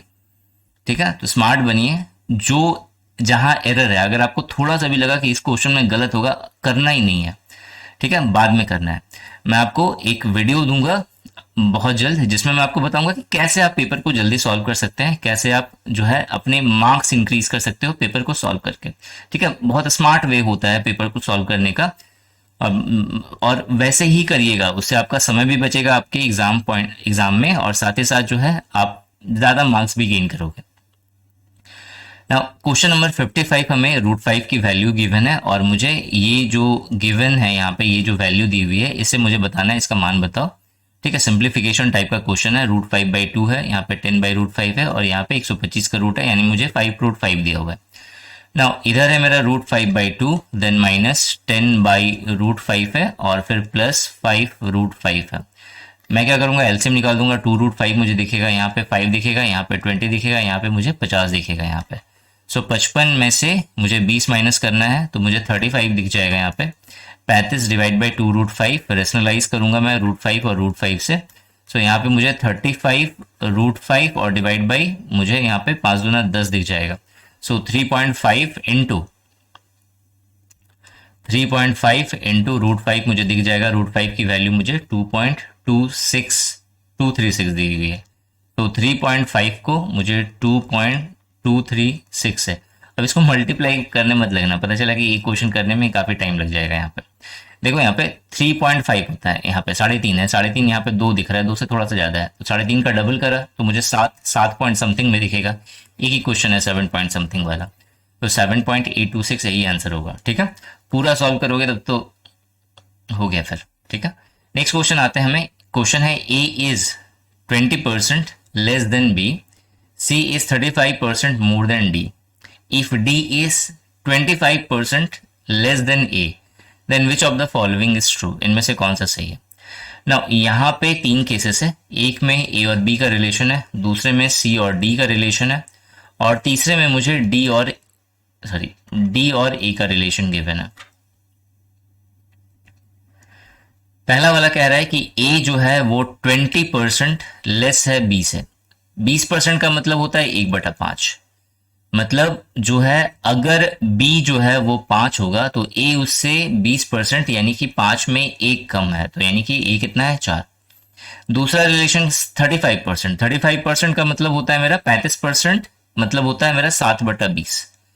Now see is 35% more than D, मतलब अगर डी जो है अगर मेरा 20 है तो जो सी जो है होगा उससे 7 ज्यादा होगा, यानी कि सी जो है वो मेरा 27 होगा। नाउ नेक्स्ट जो रिलेशन है वो डी और ए में, डी इज 25% लेस देन ए। 25% का मतलब 1/4। तो अगर ए 4 है तो डी उससे 1 कम है, यानी कि डी की वैल्यू क्या है, 3। नाउ अब जो चैलेंज है वो यहाँ पे। अब देखो इसको करेंगे कैसे, इसको सॉल्व करने का तरीका क्या है। यहां पे मुझे ए की वैल्यू 4 दिख रही है, यहां पे मुझे ए की वैल्यू 4 दिख रही है, डी यहां पे 3 है, डी यहां पे 20 है। मैं क्या करूंगा, इन दोनों को 20 से मल्टीप्लाई कर दूंगा, और इन दोनों को डी की वैल्यू 3 थी तो 3 से मल्टीप्लाई करा, तो यहाँ पे 20 23 60 हो जाएगा, और 20 चुके 80 मुझे यहाँ पे दिख जाएगा। यहाँ पे 20 23 60 दिख रहा है, यहाँ पे 27 तिया कितना होता है, तो 81 होता है। ठीक है, नाउ अब देखो यहाँ पे ए बी यहाँ पे दिख रहा है, ए और डी यहाँ पे दिख रहा है, बी का कहीं नहीं है। नाउ ए और डी यहाँ पे है, ए और बी यहाँ पे है। ए की वैल्यू यहाँ पे 80 गिवन है, यहाँ पे ए की वैल्यू 4 गिवन है। 4 को किससे मल्टीप्लाई करने पे 80 आएगा, तो आप बोलोगे 20 से सर। नाउ यहाँ पे ए की वैल्यू क्या हो जाएगी अब, 80, और 20 बचे कितना होता है, 100। नाउ ए और बी निकल गया यहाँ पे। सो ए बी सी डी, ए जो है वो है मेरा 80 80, बी जो है वो है मेरा 100, सी जो है वो है मेरा 81, और जो डी है वो है मेरा 60। सो ए बी सी डी आ गया। तो क्वेश्चन है which of the following is true. B C और ए सी, बी और सी में रिलेशन है और ए और सी में रिलेशन है। नाउ पहला वाला कह रहा है कि जो बी जो होगा वो 0.91 सी होगा, बी जो होगा वो 0.91 होगा सी का, नहीं 0.81 आ रहा है, 0.81 इसमें है, 0.81 इसमें है, तो यहाँ पे है जो 0.81 है ना, तो सी देखो यहाँ पे ये मुझे दिख रहा है कि जो बी जो है वो 100 है, ये जो होगा मेरा बी इक्वल्स टू मुझे दिख रहा है 0.81 यानी 81/100 इंटू सी, यानी 100 B okay 100 B equals to 81 C. ये वाला रिलेशन मेरा सही दिख रहा है।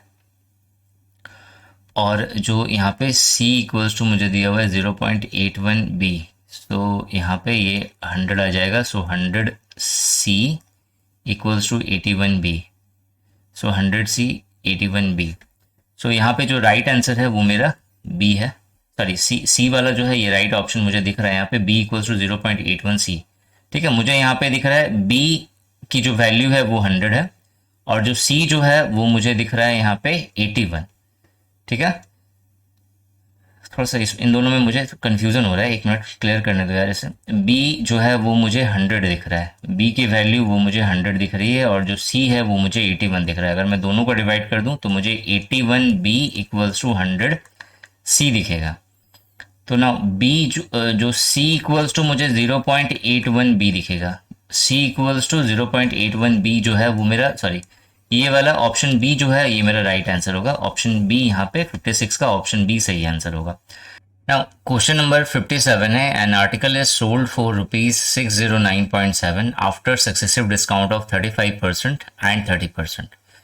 नाउ 35% का मतलब होता है मेरा 7/20 और 30% का मतलब होता है 3/10। तो क्वेश्चन है कि एक आर्टिकल को 2 बार डिस्काउंट दिया गया, एक आर्टिकल पर, एक बार 35% का, एक बार 30% का। 35% मैंने अभी बताया, 35% कितना होता है 7/20, मतलब अगर 20 का सामान है तो 7 रुपया उसने छोड़ दिया, यानी कि 13 रुपया लिया।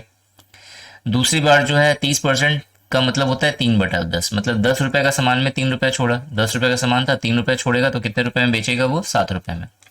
तो टोटल इधर कितना हो गया 200, यानी 200 का सामान पे अगर दोनों बार डिस्काउंट दिया तो 13 सत्ते कितना होता है 91, यानी 91 रुपये में उसने बेचा है। लेकिन क्वेश्चन है वहां पे कितने में बेचा है 609.7। तो ये जो 609.7 है इतने रुपए में बेचा है, तो मुझे देखना है कि 91 को किससे मल्टीप्लाई करने पे इतना आएगा। ठीक है, तो एग्जैक्टली तो कितना आ जाएगा, 9 चौके 54 आता है ना, 9 सत्ते 63 हो गया, 63 ज़्यादा हो गया, 6 पॉइंट समथिंग आएगा। देख लेते हैं 609.7, इसको जब मैं डिवाइड करूंगा 91 से तो 6 बार में जाएगा। सबसे पहले कितना आएगा, 6 कम 6 और फिर 9 चौके 54, तो यहाँ पे 6 3 9 हो गया, यहाँ पे कितना बचेगा 6 4 10 हो जाएगा, यहाँ पे 63। नाउ यहाँ पे 7 उतारेंगे, पॉइंट था तो चुकी यहाँ पे पॉइंट देंगे, 9 सत्ते 63, 6.7 आ जाएगा। तो 6.7 टाइम्स जो है ये इसका, तो 6.7 टाइम्स है, तो 6.7 को किससे मल्टीप्लाई कर देना है, इससे 200 से मल्टीप्लाई कर देंगे। तो कितना हो जाएगा, 6 दूना 12, 7 दूना 14, और तो जो 12 1 13 हो गया, यहाँ पे 1340 आ जाएगा। 1340 कौन सा है, तो ऑप्शन डी ये जो है ये राइट आंसर हो जाएगा। क्वेश्चन नंबर 58, क्वेश्चन नंबर हमें 58 कह रहा है कि 2 articles are sold for ₹16,512 each. The seller gain 28% on one and on the other he loses 14%। मतलब पहला वाला पे 28% का गेन हुआ है, दूसरे वाले पे 14% का लॉस हुआ है। क्वेश्चन है कि इसका ओवरऑल गेन और लॉस बताओ कितना होगा। तो मान लेते हैं पहले वाले अभी करा था, सेम क्वेश्चन है वैसा ही है, यहाँ पे 100 रुपया मान लेते हैं पहले वाले का जो है मेरा सीपी गिवन है, तो इसको जो है 28% प्रॉफिट पे बेचा है, यानी 128 रुपये पे बेचेगा। ठीक है, दूसरे वाले को 100 रुपये का सामान फिर से मानता हूं, तो उसे 14% लॉस पे बेच रहा है, यानी 86 रुपीज में बेच रहा है। ठीक है यहाँ तक ना। अब देखो, या तो आप कैंसिल करके करो या फिर वैसे ही करो, मतलब अगर ऐसे करेंगे तो इंटू इंटू करके करना पड़ेगा। थोड़ा सा दूसरा मेथड आपको एक और सिखाता हूँ। यहाँ पे ये कितने से कैंसिल हो जाएगा, मेरे को 4 से कैंसिल हो जाएगा, 25 चुके 100, फिर यहाँ पे 4 से कैंसिल होगा, 4 तिया 12, 4 दूना 8, तो 25 और 32 यहाँ पे दिख रहा है। दूसरे वाले को अगर देखें तो 2 से कैंसिल हो रहा है 50, और फिर 2 से यहाँ पे कैंसिल होगा 43। सो यहाँ पे 43 है, यहाँ पे 50 है, यहाँ पे 25 है, यहाँ पे 32 है। दोनों केस में एसपी सेम है ना, sold for rupees this each, मतलब एसपी सेम है। तो क्या करना है, यहाँ पे 43 है, तो जहां पे 43 है इस 32 को 43 से मल्टीप्लाई कर देना है, और इस 43 को 32 से मल्टीप्लाई कर देंगे। फाइनली जो है मुझे 25 इंटू 43 दिखेगा, इधर 25 इंटू 43 और इधर 32 इंटू 43, 32 इंटू 43। सेकेंड केस में इधर मुझे 43 इंटू 32 या 32 इंटू 43 जो आप समझ लो वो दिखेगा, और इधर मुझे 32 इंटू 50 दिखेगा। सो 50 इंटू 32 दिखेगा। तो ये क्या था सीपी, और इधर क्या था मेरा एसपी। दोनों केस में एसपी की वैल्यू क्या है 16,512। तो 16,512, और मुझे बताना है, क्वेश्चन है यहाँ पे, उसे कुल कितना लाभ या हानि हुआ है, मुझे ये बताना है फाइंड करके। तो पहले तो मुझे निकालना पड़ेगा कितने का लाभ हुआ है या कितने का हानि हुआ है टोटल। तो मुझे टोटल निकालना है, तो कैसे निकालेंगे, तो देखो दूसरा तरीका ये है, हम इसका डिफरेंस देख लेते हैं और फिर उसके अकॉर्डिंग निकालेंगे। तो अभी तक देखो यहाँ पे 32 है, यहाँ पे 43 दोनों में मिल रहा है ना, 43 मिल रहा है, तो यहाँ पे 32 है, यहाँ पे 25 है। तो कितने का डिफरेंस आ जाएगा यहाँ पे, तो आप बोलोगे सर 25 दिख रहा है और फिर 32 दिख रहा है, तो इधर हो गया आपका 5 7 का डिफरेंस हो गया। 7 को अगर मैं 43 से अगर मैं मल्टीप्लाई कर दूं, ठीक है, 7 को अगर मैं 43 से मल्टीप्लाई करूंगा तो कितना आ जाएगा, तो आप 43 अगर यहाँ पे मुझे दिखेगा 7, तो 7 या 21 हो रहा है, और 7 चौक 28, 29 30, 301, 301 का मुझे यहाँ पे डिफरेंस दिख रहा है, मतलब प्लस 301 करेंगे तो मुझे ये दिख जाएगा।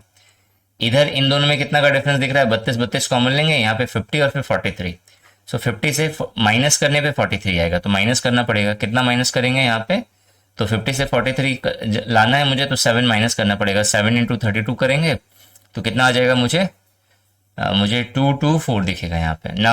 अब यहाँ पे प्लस में 301 है और यहाँ पे माइनस में 224 है, माइनस कर दो तो मुझे यहाँ पे प्लस 77 दिखेगा, तो 77 का डिफरेंस मिलेगा प्लस में, प्लस बता रहा है प्रॉफिट होगा, ठीक है ना। इसकी वैल्यू मुझे ये दी हुई है, तो 16,512 ईच, 16,512 का वैल्यू है 32 इंटू 43, और मुझे 77 का वैल्यू निकालना है, सॉल्व कर देंगे आंसर आ जाएगा, ठीक है। सॉल्व कर लेना आप, जो आएगा वो उसके अकॉर्डिंग आप देख लेना क्या होगा, ठीक है। प्लस में आया है वैल्यू तो यहाँ पे लाभ होगा, प्रॉफिट होगा, तो इसे सॉल्व करना है, इसे सॉल्व करके जो भी होगा उतना रुपीस का प्रॉफिट होगा, ठीक है।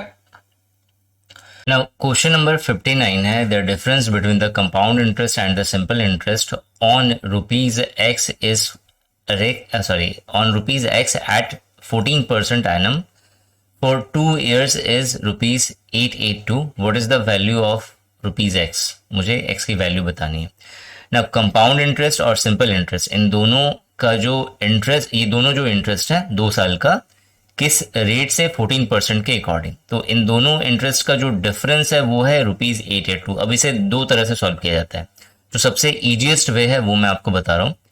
CI जो है, परसेंटेज CI जो है, अगर मैं 2 साल का निकालूं तो वो मेरा 14% के अनुसार कितना हो जाएगा, 14 + 14 + 14 इंटू 14/100, ठीक है। कौन सा फॉर्मूला लगा दिया, A + B + AB/100 वाला, ठीक है। तो यहाँ पे 14 का स्क्वायर करेंगे कितना आएगा, 196, यानी इसे सॉल्व करेंगे तो 14 14 28 हो गया और 1.96 हो गया इधर, तो कितना आ जाएगा, सो 29.96 मुझे ये यहाँ पे परसेंटेज CI निकल गया। अगर मुझे SI चाहिए, सिंपल इंटरेस्ट चाहिए, तो वो 2 बार जो है 14% के अकॉर्डिंग ही मिलेगा, मतलब पहला साल जो है 14% मिलेगा, दूसरा साल भी 14% मिलेगा, तो 28% इधर हो गया। दोनों का डिफरेंस जो है वो कितना का हो जाएगा, तो आप बोलोगे सर 1.96% का डिफरेंस हो जाएगा, लेकिन मुझे रुपीज में जो है 882 दिया हुआ है, तो 1.96% का मतलब हो गया रुपीज 882, 1.96%, इसका मतलब है 882 रुपीज। मुझे 100 रुपीज की वैल्यू फाइंड करनी है कि 100 का क्या वैल्यू होगा, तो सिंपल है, 100 का मुझे चाहिए तो मैं क्या करूंगा, 882 डिवाइड बाई 1.96 कर दूंगा, फिर इंटू 100 कर दूंगा। अब देखो ये 1.96 है, अब इसे सॉल्व करने मत लगना, सॉल्व करोगे टाइम लगेगा। 1.96 है, मैं अप्रोक्सीमेटली 2 मान सकता हूँ इसे, तो आप बोलोगे हाँ सर मान सकता है, ठीक है। तो देखो यहाँ पे 2 है, तो 2 जो है मुझे एक पर्टिकुलर वैल्यू देगा यहाँ पे, जो लेकिन एक्चुअल जो वैल्यू है वो 2 से छोटा है, तो ये थोड़ा सा बड़ा मिलेगा, बस मुझे इतना ध्यान रखना है। और यहाँ पे डिफरेंस थोड़ा ज़्यादा का है, तो मैं अच्छी तरह से गेस कर सकता हूँ। 2 से मैंने इसे काटा, 2 चौके 8, 2 चौके 8, 2 कम 2, तो मुझे जो आंसर जो मिलेगा 44100 से थोड़ा सा ज़्यादा मिलना चाहिए। तो 441 मतलब जो है 44,100 से थोड़ा सा ज़्यादा जो है वो मुझे 45,000 ही दिख रहा है सबसे बड़ा, तो मेरा जो राइट आंसर जो होगा वो 45,000 ही होगा, ठीक है। पूरा सॉल्व करोगे तो पता चला काफ़ी समय लग गया, सॉल्व ही नहीं हुआ, ठीक है। क्वेश्चन नंबर हम लोग आते हैं 60 पे, जो कि लास्ट क्वेश्चन है क्वांट का। क्वेश्चन है यहाँ पे, if x is subtracted from each of the number 14, 34, 19 and 49 then the numbers वो obtained in this order are in proportional. मतलब कह रहा है कि x को अगर चारों से सब्ट्रैक्ट करा गया, 14 से x माइनस करा, 34 से x माइनस करा, 19 से x माइनस करा और 49 से जब मैंने x माइनस करा, तो मुझे एक प्रोपोर्शनल का जो है एक जो रिलेशन मिल रहा है। What is the mean proportion of this, मतलब इन दोनों का मुझे मीन प्रोपोर्शन बताना है, तो सबसे पहले मुझे x की वैल्यू फाइंड करनी पड़ेगी। तो क्या करोगे, क्या करना है, इसको इससे मल्टीप्लाई करो, इसको इससे मल्टीप्लाई करो, फिर सॉल्व करो, फिर x निकालो, वैसा नहीं करते हैं, ठीक है। कंपटीशन में हम लोग क्या करेंगे, एक्स का वैल्यू सोचना शुरू करो। एक्स का वैल्यू अगर मैं यहाँ पे 1 रखूंगा तो 14 माइनस 1 13 दिखेगा, यहाँ पे अगर मैं 1 रखूंगा तो मुझे 33 दिखेगा। सो 13 और 33 कैंसिल नहीं हो सकता। इधर अगर मैं मुझे 13/33 मुझे मतलब मुझे इधर जो रेशियो मिलेगा वो 13/33 का मिलेगा। मुझे चेक करना इधर मिलेगा या नहीं। तो 19 से 1 माइनस करेंगे तो मुझे 18 दिखेगा। 18 और 13 किसी तरह से रिलेट नहीं हो सकता, तो ये मुझे 1 रखने से नहीं मिलने वाला। 2 रखते हैं तो यहाँ पे 14 में से 2 गया, तो आप बोलोगे सर 14 में से 2 गया 12 बचा, और इधर 34 से 2 माइनस करा तो 32 बच गया। कैंसिल होगा, 2 छके 12, 2 से 16 दूना 32, फिर 2 से 2 तिहाई 6, 2 से 8, तो 3:8 का रेशियो मिल रहा है ना। 2 अगर मैं इधर पुट करता हूँ तो 19 में से 2 जाएगा 17। 17 एक प्राइम नंबर है, 3 से कोई रिलेशन नहीं होगा, तो 2 भी रखने से नहीं होगा ना। अब मैं यहाँ पे x की वैल्यू 3 रखता हूँ तो 14 में से 3 गया 11 मुझे मिलेगा। यहाँ पे 3 में माइनस करूंगा तो 31 मिलेगा, दोनों प्राइम नंबर हो गया। इधर देखता हूँ, इधर मैंने 3 रखा तो 19 से अगर मैं 3 माइनस करूंगा 7 3 10 होता है, 16 मुझे दिखेगा यहाँ पे।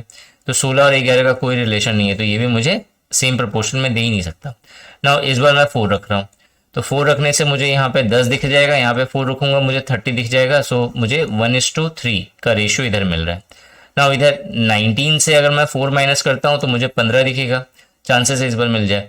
4 यहाँ पे है क्योंकि इधर भी मुझे 10 15 ऐसे करके कुछ मिल रहा है, कट जाएगा, रिलेशन बन जाएगा। यहाँ पे 1/3 मिल रहा है, यहाँ 15 है, और यहाँ पे अगर मैं 4 माइनस करता हूँ तो 45, तो 15 या 45, ठीक है। 1/3 रिलेशन मिल गया मेरे को।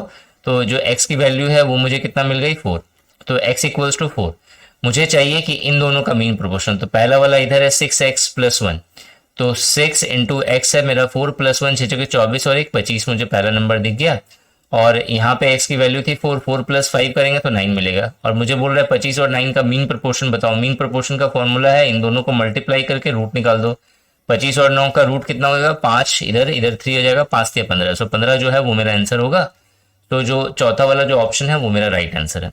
नेक्स्ट जो सेक्शन है वो है मेरा जनरल इंग्लिश का सेक्शन। इसके अंदर 10 क्वेश्चन है। पहला क्वेश्चन है यहाँ पे, the blue flag beach is an eco tourism model and dash beaches as providing tourists and beachgoers clean and hygienic bathing water facilities or amenities, a safe and healthy environment and sustainable development of the area।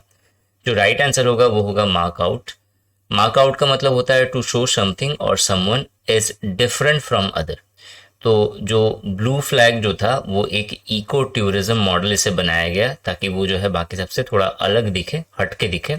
तो mark out यहाँ पे right answer होगा। Run over का मतलब होता है किसी चीज को दोहराना, जल्दी जल्दी खत्म करना, रिहर्सल करना।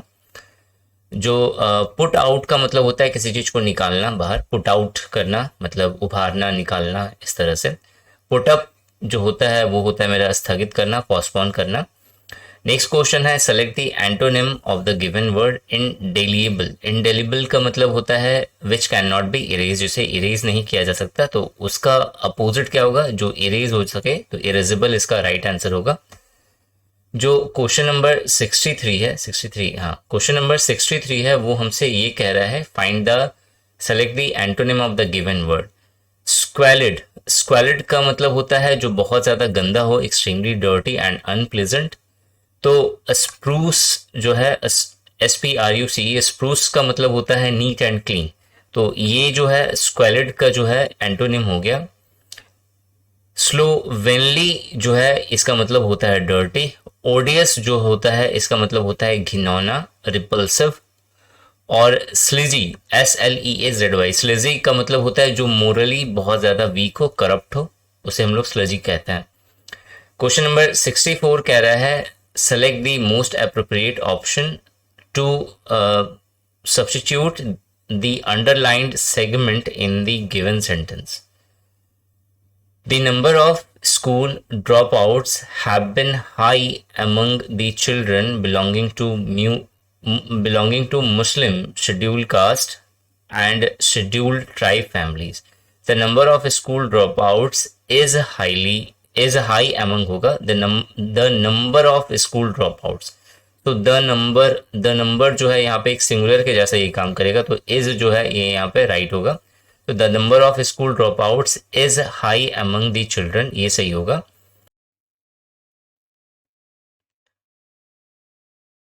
क्वेश्चन नंबर 65 है, select the most appropriate option of the option to substitute the underlined segment in the given sentence. यहाँ पे है being a sunny day we had to cancel our trip to Alwar. Being a sunny day we had to, being a sunny day यहाँ पे ये बता रहा है कि हम लोग sunny day थे, ठीक है. बीइंग अ सनी डे, हम लोग सनी डे मतलब यहाँ थे, इसलिए हमें ट्रिप जो थी वो कैंसिल करनी पड़ी अलवर वाली, ठीक है. तो यहाँ पे बीइंग नहीं होगा, यहाँ पे होगा it being a sunny day, ठीक है. क्वेश्चन नंबर 66 जो है वो मेरा सेंटेंस रीअरेंजमेंट है. पहला पार्ट है इसका, ए वाला part, a study of inscription on clay tablets recovered from the recent excavation. B part है, in West Bengal's Paschim Medinipur district have confirmed the presence.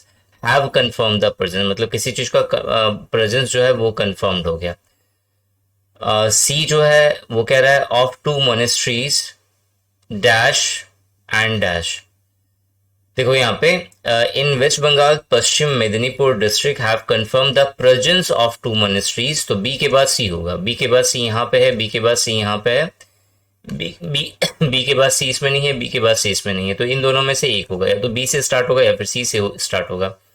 तो in the West Bengal Paschim Medinipur district have confirm the presence of 2 monasteries dash and dash, ठीक है. उसके बाद है at Moghalmari a Buddhist monastic site of the nearly medieval period. उसके बाद अ study of inscription, ये जो है ये फिट नहीं बैठ रहा है, तो पहला वाला गलत होगा, तो जो बी वाला जो है वो सही हो जाएगा.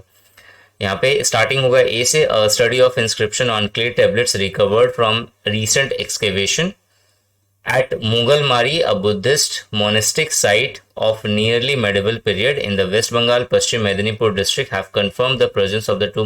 बिल्कुल सही हो गया. सो ए डी बी सी जो है ये राइट आंसर होगा. क्वेश्चन नंबर 67 कह रहा है कि select the correct passive form. हमें पैसिव फॉर्म बताना है, एक्टिव पैसिव. क्वेश्चन है यहाँ पे who is playing such a great knock. तो हु से स्टार्ट होगा तो बाई हुम आएगा, बाई हुम बाई हुम बाई हुम सब में है. उसके बाद जो है इज प्लेइंग होगा तो इज भी आएगा, और प्लेइंग है तो बीइंग प्लेड हमें मिलेगा. तो बीइंग प्लेड मुझे इसमें दिख रहा है, इसमें नहीं है, इसमें नहीं है. बीइंग प्लेड इसमें दिख रहा है. इज जो है ये हमें स्टार्टिंग में दिखना चाहिए क्योंकि क्वेश्चन मार्क है यहाँ पे. तो बाई हुम is such a great knock being played जो होगा ये ऑप्शन सी जो है ये मेरा राइट आंसर हो गया यहाँ पे. Select the correctly spelled word. Select the correctly spelled word. 68 जो है वो है मेरा aberration कहते हैं इसको, ABERRATION, ABERRATION. aberration का मतलब होता है सही पथ या रास्ते से भटक जाना, ठीक है. क्वेश्चन नंबर 69 जो है वो हमें सिनोनिम फाइंड करना है. ऑस्ट्रे जो होता है, ऑस्ट्रे का मतलब होता है मेरा स्ट्रिक्ट इन एटीट्यूड, जो है बहुत ज़्यादा स्ट्रिक्ट हो अपने एटीट्यूड में. तो स्टर्न जो होगा, स्टर्न का मतलब होता है बहुत स्ट्रिक्ट होना. तो जो ऑप्शन बी है वो मेरा राइट आंसर होगा.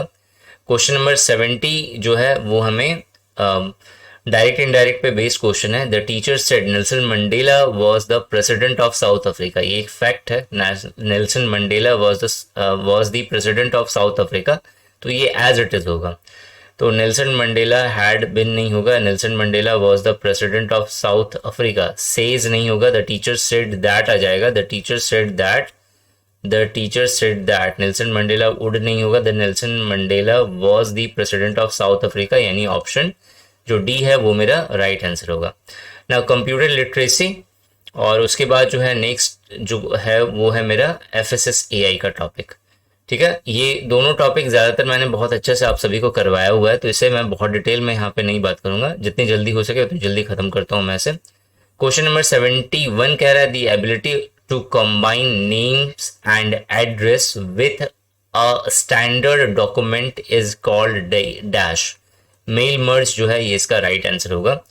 क्वेश्चन नंबर 72 कह रहा है what is gutter margin. Gutter margin किसको कहते हैं हम लोग, तो margin that is added to the binding side of the page when printing, ये इसका राइट आंसर होगा, यानी कि ऑप्शन सी जो है ये इसका राइट आंसर है. क्वेश्चन नंबर 73 है auto correct was originally design to replace dash word as you type, तो मिस स्पेल्ड जो वर्ड होता है उसको हटा देता है, तो ऑप्शन सी जो होगा वो मेरा राइट आंसर होगा। ये सारी चीज़ें मैंने आपको वेबसाइट में भी करवाई है, अपने कोर्सेज में भी करवाई है, आप वहाँ से बहुत अच्छे से इसे कवर कर सकते हैं। क्वेश्चन नंबर 74 है होम की यूजेस फॉर, होम की जो है वो किस लिए यूज़ किया जाता है। तो जब भी हम लोग होम की का बटन प्रेस करेंगे, अगर हम वर्ड पे काम कर रहे हैं, तो जो कर्सर होता है वो हमेशा लाइन के स्टार्टिंग में आ जाएगा। तो moves the cursor beginning of the line जो होगा ये मेरा राइट आंसर होगा। क्वेश्चन नंबर 75 जो है कंट्रोल प्लस अगर राइट एरो को दबाएंगे तो यहाँ पे वर्ड होना चाहिए कि एमएस वर्ड पे जब हम लोग दबाएंगे या एमएस पावर पॉइंट पे दबाएंगे या एमएस एक्सेल पे दबाएंगे, ये चीज़ मिसिंग है। तो क्योंकि जब भी हम लोग एक्सेल पे जो है कंट्रोल प्लस राइट एरो दबाते हैं तो इसका एक अलग फंक्शन होता है। यहाँ पे आपसे वर्ड के अकॉर्डिंग पूछा गया है question, control plus right arrow जब भी हम लोग प्रेस करेंगे तो क्या होगा। तो जो राइट आंसर होगा वो होगा मेरा move the cursor one word right, मतलब हम लोग जो है राइट में एक वर्ड जो है नेक्स्ट वर्ड पे चले जाएंगे।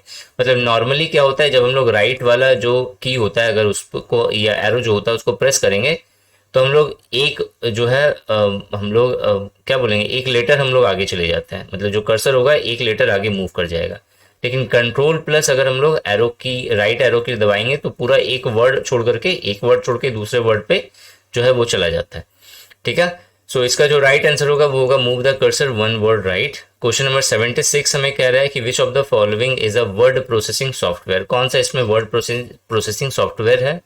Word perfect, word pad, MS word, all of the above, all of the above जो है ये इसका राइट आंसर होगा। क्वेश्चन नंबर 77 जो है वो हमें कह रहा है कि कंट्रोल प्लस एन को हम लोग किस लिए यूज करते हैं, तो न्यू डॉक्यूमेंट ओपन करने के लिए हम लोग यूज करते हैं, तो न्यू डॉक्यूमेंट जो है वो इसका राइट आंसर होगा। 78 क्वेश्चन कह रहा है to exist from the resume wizard and return to the document window without creating a resume, click the dash button in any panel in the resume wizard dialog box।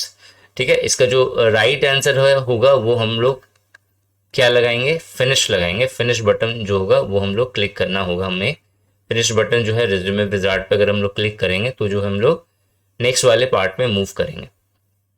Next जो 79 number का question है यहाँ पे वो है मेरा by default on which page the header और दी footer is printed. बहुत इजी क्वेश्चन है, हेडर और फुटर हमेशा हर पेज पे प्रिंट होता है, तो ऑन एवरी पेज जो है ये इसका राइट आंसर होगा। क्वेश्चन नंबर 80 कह रहा है हमें कंट्रोल प्लस एफ अगर हम लोग प्रेस करेंगे तो क्या दिखेगा, तो एक डायलॉग बॉक्स हमेशा ओपन होगा फाइंड एंड रिप्लेस का, तो फाइंड एंड रिप्लेस का डायलॉग बॉक्स जो है वो मेरा ओपन होगा with activating find tab, find tab के साथ।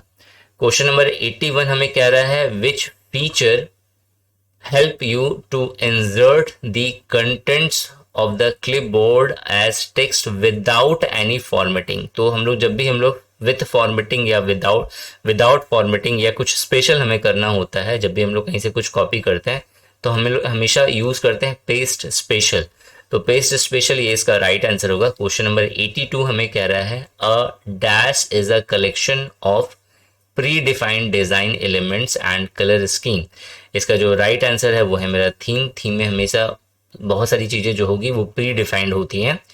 क्वेश्चन नंबर 83 है dash formatting is the process of changing the way letters, numbers, punctuation mark and symbols जो appears on the screen and in print. Question है कौन सा formatting अगर हम लोग यूज करेंगे जिससे हम लोग को ये सारी चीजें मिलेंगी, तो कैरेक्टर है ये सारी चीजें, तो कैरेक्टर जो फॉर्मेटिंग होगा वो यूज करेंगे। क्वेश्चन नंबर 84 कह रहा है हमें विच एल्गोरिथम प्रोवाइड्स द प्राइवेट की एंड इट्स करस्पॉन्डिंग पब्लिक की। रटा जाना चाहिए क्योंकि मैंने बहुत बार इस तरह के क्वेश्चंस को करवाए हैं।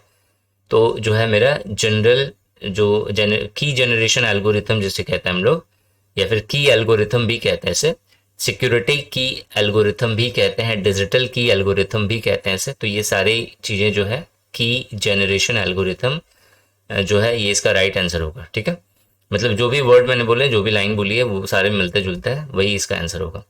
क्वेश्चन नंबर 85 की बात करें, क्वेश्चन नंबर 85 कह रहा है which of the following is not a type of digital signature. Non certified signature को हम लोग डिजिटल सिग्नेचर नहीं काउंट करते हैं। क्वेश्चन नंबर 86 हमें कह रहा है getting data from a cell located in a different sheet is called referencing. बहुत इंपॉर्टेंट क्वेश्चन है, बहुत बार पेपर में पूछा है हर तरह के एग्जाम में, मतलब हर तरह के एग्जाम में ये घुसता रहता है क्वेश्चन, बहुत इंपॉर्टेंट है ये। क्वेश्चन नंबर 87 की अगर मैं बात करूं, क्वेश्चन नंबर 87 कह रहा है which area in an excel window allows entering values and formula. बहुत सिंपल है, फॉर्मूला बार इसका आंसर होगा। क्वेश्चन नंबर 88 है an excel workbook is a collection of worksheet and chart. तो ऑप्शन डी जो है ये राइट आंसर है। बहुत इजी पेपर है, इसमें बहुत सारे क्वेश्चंस जो हैं मतलब इतने बार आपको करवा दिए हैं कि याद हो जाना चाहिए, ठीक है। क्वेश्चन नंबर 89 है M S excel is based on. M S excel जो है वो किस पे बेस्ड होता है? एम एस एक्सेल जो है वो विंडो का एप्लीकेशन है, तो विंडोज पे बेस्ड होगा ये। क्वेश्चन नंबर 90 जो है वो बहुत इंपॉर्टेंट क्वेश्चन है। 90 कह रहा है कि अगर हमें एक्सेल के अंदर करंट डेट एंड टाइम को एंटर करना है तो हम लोग क्या प्रेस करेंगे? तो बहुत सिंपल है, आप इक्वल टू लगाइए, उसके बाद नाउ लिखिए, फिर जो है ये ब्रैकेट जो छोटी ब्रैकेट है उसे ओपन, फिर क्लोज करके एंटर प्रेस करिए, आपको करंट डेट एंड टाइम आ जाएगी। दोबारा एंटर दबा करके रिफ्रेश मारिए तो वो जो मतलब थोड़ी देर के बाद तो जो जो करंट डेट एंड टाइम है होगा वो फिर से दोबारा नया वाला ले लेगा, मतलब रिफ्रेश हो जाएगा वो एक तरीके से।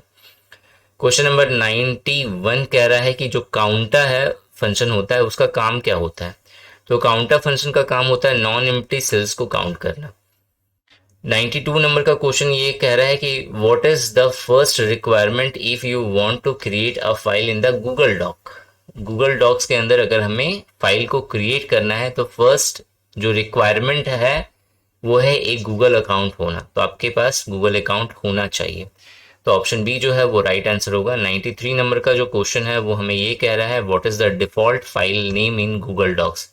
गूगल डॉक्स में जो डिफॉल्ट फाइल नेम होता है वो क्या होता है? Untitled document. ये क्वेश्चन बहुत ज़्यादा इंपॉर्टेंट है, ठीक है। इस तरह के क्वेश्चंस पूछने के चांसेस 100% है कि इस तरह के क्वेश्चंस आपके एग्जाम में आएगा। क्वेश्चन नंबर 94 हमें कह रहा है कि how can we use WhatsApp web. ठीक है, बहुत इजी क्वेश्चन है। हम लोग क्यूआर कोड जो है हमें स्कैन करना होता है, तो स्कैनिंग क्यूआर कोड जो है ये हमारा राइट आंसर है। व्हाट्सएप वेब जब हम लोग लैपटॉप या डेस्कटॉप पे व्हाट्सएप यूज करते हैं उसे कहते हैं। नेक्स्ट क्वेश्चन है who is the founder of YouTube. YouTube का फाउंडर कौन है? तो हेड था जावेद करीम, इसके अलावा स्टीव चैन, चैड हार्डली, तीनों थे। तो जो राइट आंसर होगा वो होगा मेरा ऑल ऑफ द अबव। ठीक है, अब हम लोग आते हैं FSSAI rule function and initiative वाले सेक्शन पे। तो क्वेश्चन नंबर 96 कह रहा है when FSS act first introduced in the parliament. ना याद रखना कि जब भी डेट की बात होगी तो कुछ डेट्स हैं जो आपको एकदम रटे हुए होना चाहिए। पहला है 2002, दूसरा है मेरा 2005, फिर नेक्स्ट है मेरा 2006, उसके बाद नेक्स्ट है मेरा 2008, उसके बाद है 2011। इतना आपको याद होना चाहिए। 2002 में सबसे पहले जो एफएसएस जो food safety and standard act है इसके बारे में बात करी गई थी बजट के अंदर। तो पार्लियामेंट में सबसे पहले इंट्रोड्यूस्ड हुआ है बजट का पार्लियामेंट में सबसे पहले जो एफएसएस एक्ट है वो सबसे पहले इंट्रोड्यूस कब हुआ है? 2002 में। कैसे इंट्रोड्यूस हुआ है? बजट में इसकी बात करी गई थी, ठीक है। तो पार्लियामेंट में कब इंट्रोड्यूस हुआ था? 2002 में। 2005 में एफएसएस बिल लाया गया, ठीक है। तो food safety and standard bill जो है ये 2005 में लाया गया। 2006 में जो है एफएसएस एक्ट आया है। 2008 में एफएसएसएआई स्टैब्लिश करा गया है 5 सितंबर 2008 को। और 2011 में एफएसएसएआई जो है वो वर्क करना शुरू करा। एफएसएसएआई जो है स्टार्टेड वर्किंग इन 2011। 5 अगस्त 2011 में जो है एफएसएसएआई जो है ने काम करना शुरू करा, ठीक है। तो इतने सारे जो ईयर्स हैं वो आपको याद होने चाहिए। क्वेश्चन नंबर 97 हमें कह रहा है Which one of the following is not subsumed under FSS Act 2006? FSS Act 2006 के अंदर इसमें से कौन सा subsumed नहीं हुआ है? तो टोटल 8 लॉज जो हैं वो subsumed हो गए हैं। बहुत सारे स्टूडेंट के लिए 7 लॉ है। 8 में एक मिसलेनियस एक्ट है, वो बहुत जगहों पे मेंशन नहीं है, लेकिन आपको 8 ही लिखने हैं अपने एग्जाम में, ठीक है। 8 लॉ है जो subsumed हो गया है। इसमें कौन सा लॉ है जो सब्ज्यूम नहीं हुआ है? तो वेजिटेबल प्रोडक्ट्स ऑर्डर 1947, ये जो है कोई लॉ नहीं है जो सब्ज्यूम हुआ है, इसके बदले में कौन सा था, तो vegetable oil product and control order 1967 जो है वो सब्ज्यूम करा गया है। क्वेश्चन नंबर 98 हमें कह रहा है कि FSS act is divided into how many chapters. 12 chapters में पूरा एफएसएस एक्ट जो है डिवाइडेड है। एफएसएस एआई के बारे में बहुत डिटेल में मैंने अपने ई बुक में मेंशन करा हुआ है सारी चीजें, जिन्होंने रीड करा है बहुत अच्छी बात है। एक स्टूडेंट ने मुझे टेक्स्ट करा था कि सर आपने ई बुक जो है बहुत फालतू की बनाई है, लास्ट में सिर्फ बैनर्स आपने चिपकाए हुए हैं। सर वो बैनर जो है वो बहुत इंपॉर्टेंट है, और उस बैनर से आपके कम से कम जो है 4 से 5 क्वेश्चन लड़ेंगे। अगर उसमें उस बैनर में अगर थीम मेंशन है तो थीम रट जाइए, उस बैनर में अगर कोई स्लोगन गिवन है तो वो स्लोगन लर्न कर जाइए। कोई भी जितने भी जो है एफएसएस एआई से रिलेटेड जितने भी इनिशिएटिव लिए गए हैं उसका एक लोगो होगा, उसका स्लोगन होगा, या फिर वो कब स्टार्ट हुआ है, उससे रिलेटेड कुछ इंपॉर्टेंट पॉइंट्स है वो सारे बैनर्स में लिखे हुए हैं। तो मैं अलग से लिखता, इससे अच्छा मैंने बैनर्स लगा दिए ताकि वो थोड़ा सा और इंटरेस्टिंग बन जाए। ठीक है, तो वो बैनर से रिजेक्ट करने वाला नहीं है। वो जो 61 या 62 पेजेस की जो मैंने आपको ई बुक दी हुई है उसके लास्ट में जितने भी इंपॉर्टेंट पॉइंट जो दिए हुए हैं बैनर्स के अंदर, सर उससे क्वेश्चंस लड़ेंगे। मैं बार बार चीख चीख के कह रहा हूँ, उससे क्वेश्चंस लड़ेंगे, कर लेना। ठीक है, नहीं तो पछताओगे। सो टोटल अगर आप वो ई बुक नहीं परचेज कर सकते हैं, 100 रुपये मात्र इसकी प्राइस है, तो आप सिंपली जाओ nishant-e-academy.in वेबसाइट पे। आपको वहां पे एफएसएस एआई का एक सेक्शन दिखेगा, उसमें सारे पोस्ट आपको मेंशन किए गए हैं जहां मैंने सारी चीजें बताई हुई है, आप वहां से विजिट कर सकते हैं। 99 नंबर का क्वेश्चन है, व्हाट इज फूड रिकॉल। जब हम लोग मार्केट से फूड जो है वापस ले लेते हैं किसी कारणवश, तो उसी को हम लोग जो है फूड रिकॉल करना कहते हैं। To action taken by FBO to withdraw any food from the market। थोड़ा सा थका हुआ हूं मैं, इसीलिए कहीं कहीं पे थोड़ा सा लड़खड़ाता हुआ जो है आवाज आ रहा होगा, कहीं पे कुछ का जगह पे कुछ बोल रहा हूँ, तो उसके लिए मैं माफी चाहता हूँ। ठीक है, वीडियो आने में एक दिन की का डिले हो गया, मैं उसके लिए भी आप सभी से माफी मांग रहा हूँ। लेकिन कोशिश ये रहती है कि आपको जितनी जल्दी हो सके उतनी जल्दी मिल जाए। बहुत सारे प्रॉब्लम्स भी होते हैं, अपने पर्सनल इश्यूज भी होती हैं, कुछ ना कुछ काम भी होता है। जरूरी नहीं है कि जो टीचर है वो हमेशा जो है पढ़ाता ही रहे, कुछ अपने भी पर्सनल इश्यूज होती हैं, उसे भी देखना होता है, बहुत कुछ होता है। क्वेश्चन नंबर 100 जो है, which one of the following list is not mandatory while import of a food article. जब भी हम लोग फूड आर्टिकल को इंपोर्ट करते हैं तो कौन सा इसमें से जो है मैंडेटरी नहीं होता उस लिस्ट में, या फिर आप ऐसे समझ सकते हो, विच one of the following list is not mandatory while import of a food article. जब भी हम लोग फूड आर्टिकल को इंपोर्ट कर रहे हैं तो जो भी लिस्ट आपको यहाँ पे दी गई है उसमें से कौन सा जो है मैंडेटरी नहीं है, इंपॉर्टेंट नहीं है। ऑप्शन है इंग्रेडिएंट लिस्ट, दूसरा जो है वो है मेरा स्पेसमैन कॉपी ऑफ लेबल, तीसरा है कंट्री ऑफ ओरिजिनल सर्टिफिकेट, और चौथा है मेरा प्रोडक्ट अप्रूव्ड बाय एफएसएसएआई। तो इसमें से जो मैंडेटरी नहीं है वो है मेरा option 4, product approved by FSSAI जो है वो लिस्ट के अंदर मेंशन नहीं होता। ठीक है, सो ये इंपॉर्टेंट नहीं है। इंपोर्ट्स इंपॉर्टेंट टॉपिक है, इससे ये क्वेश्चन जरूर फंसेगा आपके पेपर में। क्वेश्चन नंबर 101 जो है वो हमें कह रहा है कि responsible authority for framing of food standard is. जो कह रहा है कि फूड स्टैंडर्ड बनाने वाला जो अथॉरिटी है वो कौन है, तो scientific committee and scientific panel, ये इसका राइट आंसर है। नेक्स्ट क्वेश्चन है, एफबीओ का फुल फॉर्म क्या है। इससे इजी क्वेश्चन तो हो ही नहीं सकता, फूड बिजनेस ऑपरेटर इसका राइट आंसर होगा। क्वेश्चन नंबर 103 हमें कह रहा है, the colour code for the food safety display board on a food manufacturing is. जब भी हम लोग फूड मैन्युफैक्चरिंग जो और क्या बोलेंगे उसे एब्यूज होगा, उसका जो है कलर कोड क्या होगा फूड सेफ्टी डिस्प्ले बोर्ड का, टर्किश या फिरोजी कलर जिसे कहते हैं हम लोग, तो ये इसका राइट आंसर होगा। सो ऑप्शन 4 जो है वो इसका राइट आंसर है। 104 कह रहा है, eat right India movement is align with dash to focus on preventive and promotive health care. बहुत इंपॉर्टेंट क्वेश्चन है, नेशनल हेल्थ पॉलिसी 2017, ये इसका राइट आंसर है। ठीक है, ये बहुत इंपॉर्टेंट है, एकदम ध्यान रखना इस क्वेश्चन को, लड़ सकता है ये डायरेक्टली। क्वेश्चन नंबर 105 जो है वो हमें ये कह रहा है कि the dash book is issued by FSSAI to encounter adulteration. याद हो जाना चाहिए, डार्ट बुक है, ठीक है, आगे पढ़ने की भी जरूरत नहीं है। डार्ट बुक ये इसका राइट आंसर होगा। 106 नंबर हमें कह रहा है कि FSSAI made it mandate to provide at least one food safety supervisor for dash number of food handlers. 25 इसका आंसर है कि कम से कम 25 फूड हैंडलर्स पर एक फूड सेफ्टी सुपरवाइजर होना जरूरी है। फूड सेफ्टी सुपरवाइजर जो है वो फॉस्टेक के द्वारा ट्रेंड पर्सन होता है, ठीक है। मैं सभी से माफी मांग रहा हूँ बार बार, क्योंकि थोड़ा सा जो है टायर्ड हूँ, तो आवाज लड़खड़ा रही है, कुछ का कुछ बोल भी सकता हूँ मैं बीच में, ठीक है, तो थोड़ा सा एडजस्ट कर लेना। क्वेश्चन नंबर 107 कह रहा है which one of the following is not an aim of right India campaign. Eat right India campaign जो है उसका कौन सा एम इसमें से नहीं है। चार ऑप्शन है। पहला ऑप्शन है eat right India's vision for 2050 is about creating a culture of safe healthy and sustainable food for all, ये सही है। Making Indian food trans fat free by 2020, ये यहीं तक होगा, इधर ये जो पार्ट है वो हिंदी वाला पार्ट है। It aims to cut down salt sugar and oil consumption by 30% in 3 years, ये भी सही है। To aware citizen of the authenticity and genuineness of the organic product के बारे में ईट राइट इंडिया बात नहीं करता, तो चौथा वाला ऑप्शन जो है वो मेरा सही होगा, गलत नहीं होगा, चौथा वाला ऑप्शन सही है यहाँ पे। क्वेश्चन नंबर 108 कह रहा है the green colour of the जैविक भारत लोगो सिंबलाइज। जो ग्रीन कलर का जो लोगो है वो मेरा एनवायरनमेंट को सिंबलाइज करता है।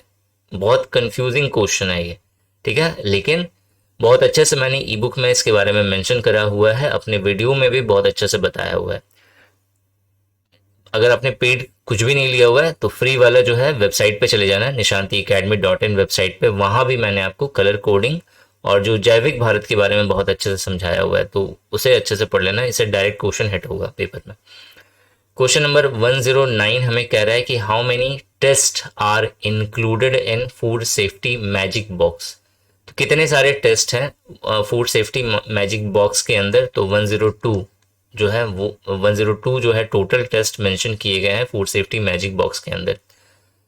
क्वेश्चन नंबर 110 हमें कह रहा है कि which one of the following is not a stakeholder of eat right campus. Eat right campus का जो है इनमें से कौन सा जो है स्टेक होल्डर नहीं है।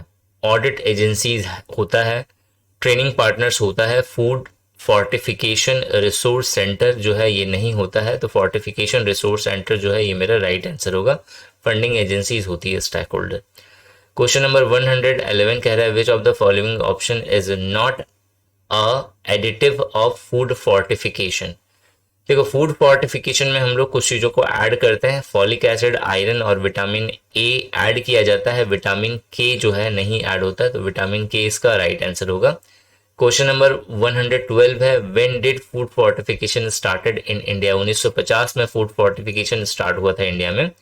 क्वेश्चन नंबर 113 है the nodal agency of rice fortification is ministry of consumer affairs food and public distribution, जो है इसका राइट आंसर होगा।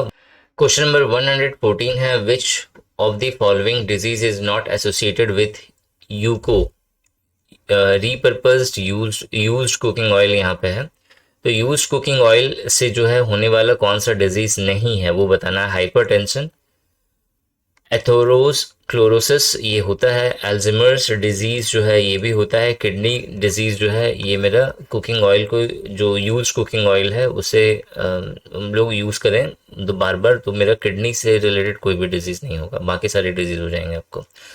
115 नंबर का हमें क्वेश्चन कह रहा है कि which one of the following option is an initiative of SNF at work place. जब हम लोग SNF एट वर्क प्लेस की बात करते हैं तो क्वेश्चन है यहाँ पे विच of the following option is an initiative, कौन सा इनिशिएटिव लिया गया है वर्क प्लेस पे। जब भी हम लोग जो है SNF का ध्यान रखेंगे तो हम लोग मैंडेटरी टू डिस्प्ले जो है मेरा फूड सेफ्टी डिस्प्ले बोर्ड जो है ये पहला ऑप्शन दिया हुआ है। दूसरा है मेरा appointment of food safety officer, तीसरा मेरा appointment of food safety supervisor. देखो जब भी हम लोग ये अपने से खुद से भी सोचा जा सकता है कि जब भी हम लोग वर्क प्लेस पे जब भी हम लोग SNF की बात करें तो वहाँ पे डिस्प्ले बोर्ड का वर्क प्लेस में, मतलब जहाँ पे हम लोग काम कर रहे हैं वहाँ पे डिस्प्ले बोर्ड का क्या रोल, कुछ नहीं। तो ये तो ऑप्शन नहीं होगा। फूड सेफ्टी ऑफिसर हम लोग क्यों अपॉइंट करेंगे? आप देखे हो कहीं पे आप काम कर रहे हो या फिर कोई ऑफिस है वहाँ पे फूड सेफ्टी ऑफिसर थोड़ी ना अपॉइंट होगा। तो ये दो ऑप्शन तो ऐसे ही खत्म हो गया। Appointment of food safety supervisor ये भी नहीं होगा, ये किसी एबीयूज के अंदर हो सकता है, वर्क प्लेस में तो पॉसिबल ही नहीं है।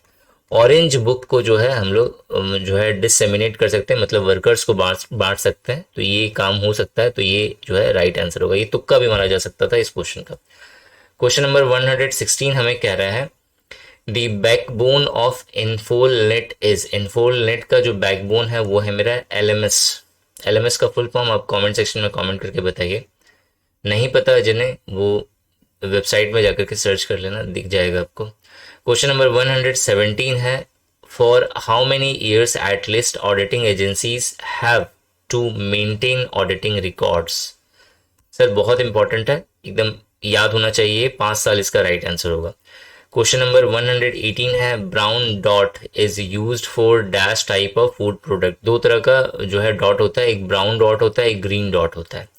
ठीक है, जो ब्राउन डॉट होता है वो मेरा नॉन वेज के लिए होता है हमेशा, और जो ग्रीन डॉट होता है वो मेरा वेज प्रोडक्ट के लिए होता है। तो जो है मेरा नॉन वेजिटेरियन फूड जो है वो राइट आंसर होगा। क्वेश्चन नंबर 119 है which logo is not present in packaged food. जो पैकेज्ड फूड है उसमें से कौन सा लोगो प्रेजेंट नहीं होता है? आईएसआई हमेशा मिलेगा, एफएसएसएआई हमेशा मिलेगा, एक मार्क मिलेगा, एसएनएफ इंडिया का कभी नहीं मिलेगा। तो एसएनएफ इंडिया जो है वो मेरा राइट आंसर होगा। 120 नंबर का क्वेश्चन ये कह रहा है name the FSSAI book which contain guidelines of nutritious food for school children age between 8 to 12 years. तो येलो बुक जो है इसका राइट आंसर होगा। येलो बुक के 3 पार्ट्स हैं। पहला पार्ट जो है वो जो नर्सरी वाले जो स्टूडेंट होते हैं, बच्चे होते हैं, उनके लिए होता है। 8 से 12 साल है, फिर उसके बाद फिर नेक्स्ट है। तो जो वॉल्यूम 2 जो है वो हमेशा जो है 8 से 12 साल के लिए यूज होगा। तो जो राइट आंसर होगा वो होगा मेरा येलो बुक वॉल्यूम 2। सो ये टोटल हो गए आपके टोटल 120 क्वेश्चन। ठीक है, हो सकता है कहीं पे बोलने बोलने पे इशू हो गया होगा मुझे, क्योंकि थोड़ा सा थका हुआ हूँ। मैं माफ़ी मांगता हूँ इसके लिए पहले ही। ठीक है, कमेंट सेक्शन में कोई भी नेगेटिव कमेंट ना करे। आप प्यार से बोल सकते हो कि सर आपने यहाँ पे मिस्टेक कर दिया, कहने में कुछ का कुछ मैंने बोल दिया। ठीक है, मुझे लग रहा है क्योंकि मैं बहुत ज़्यादा थका हुआ हूँ।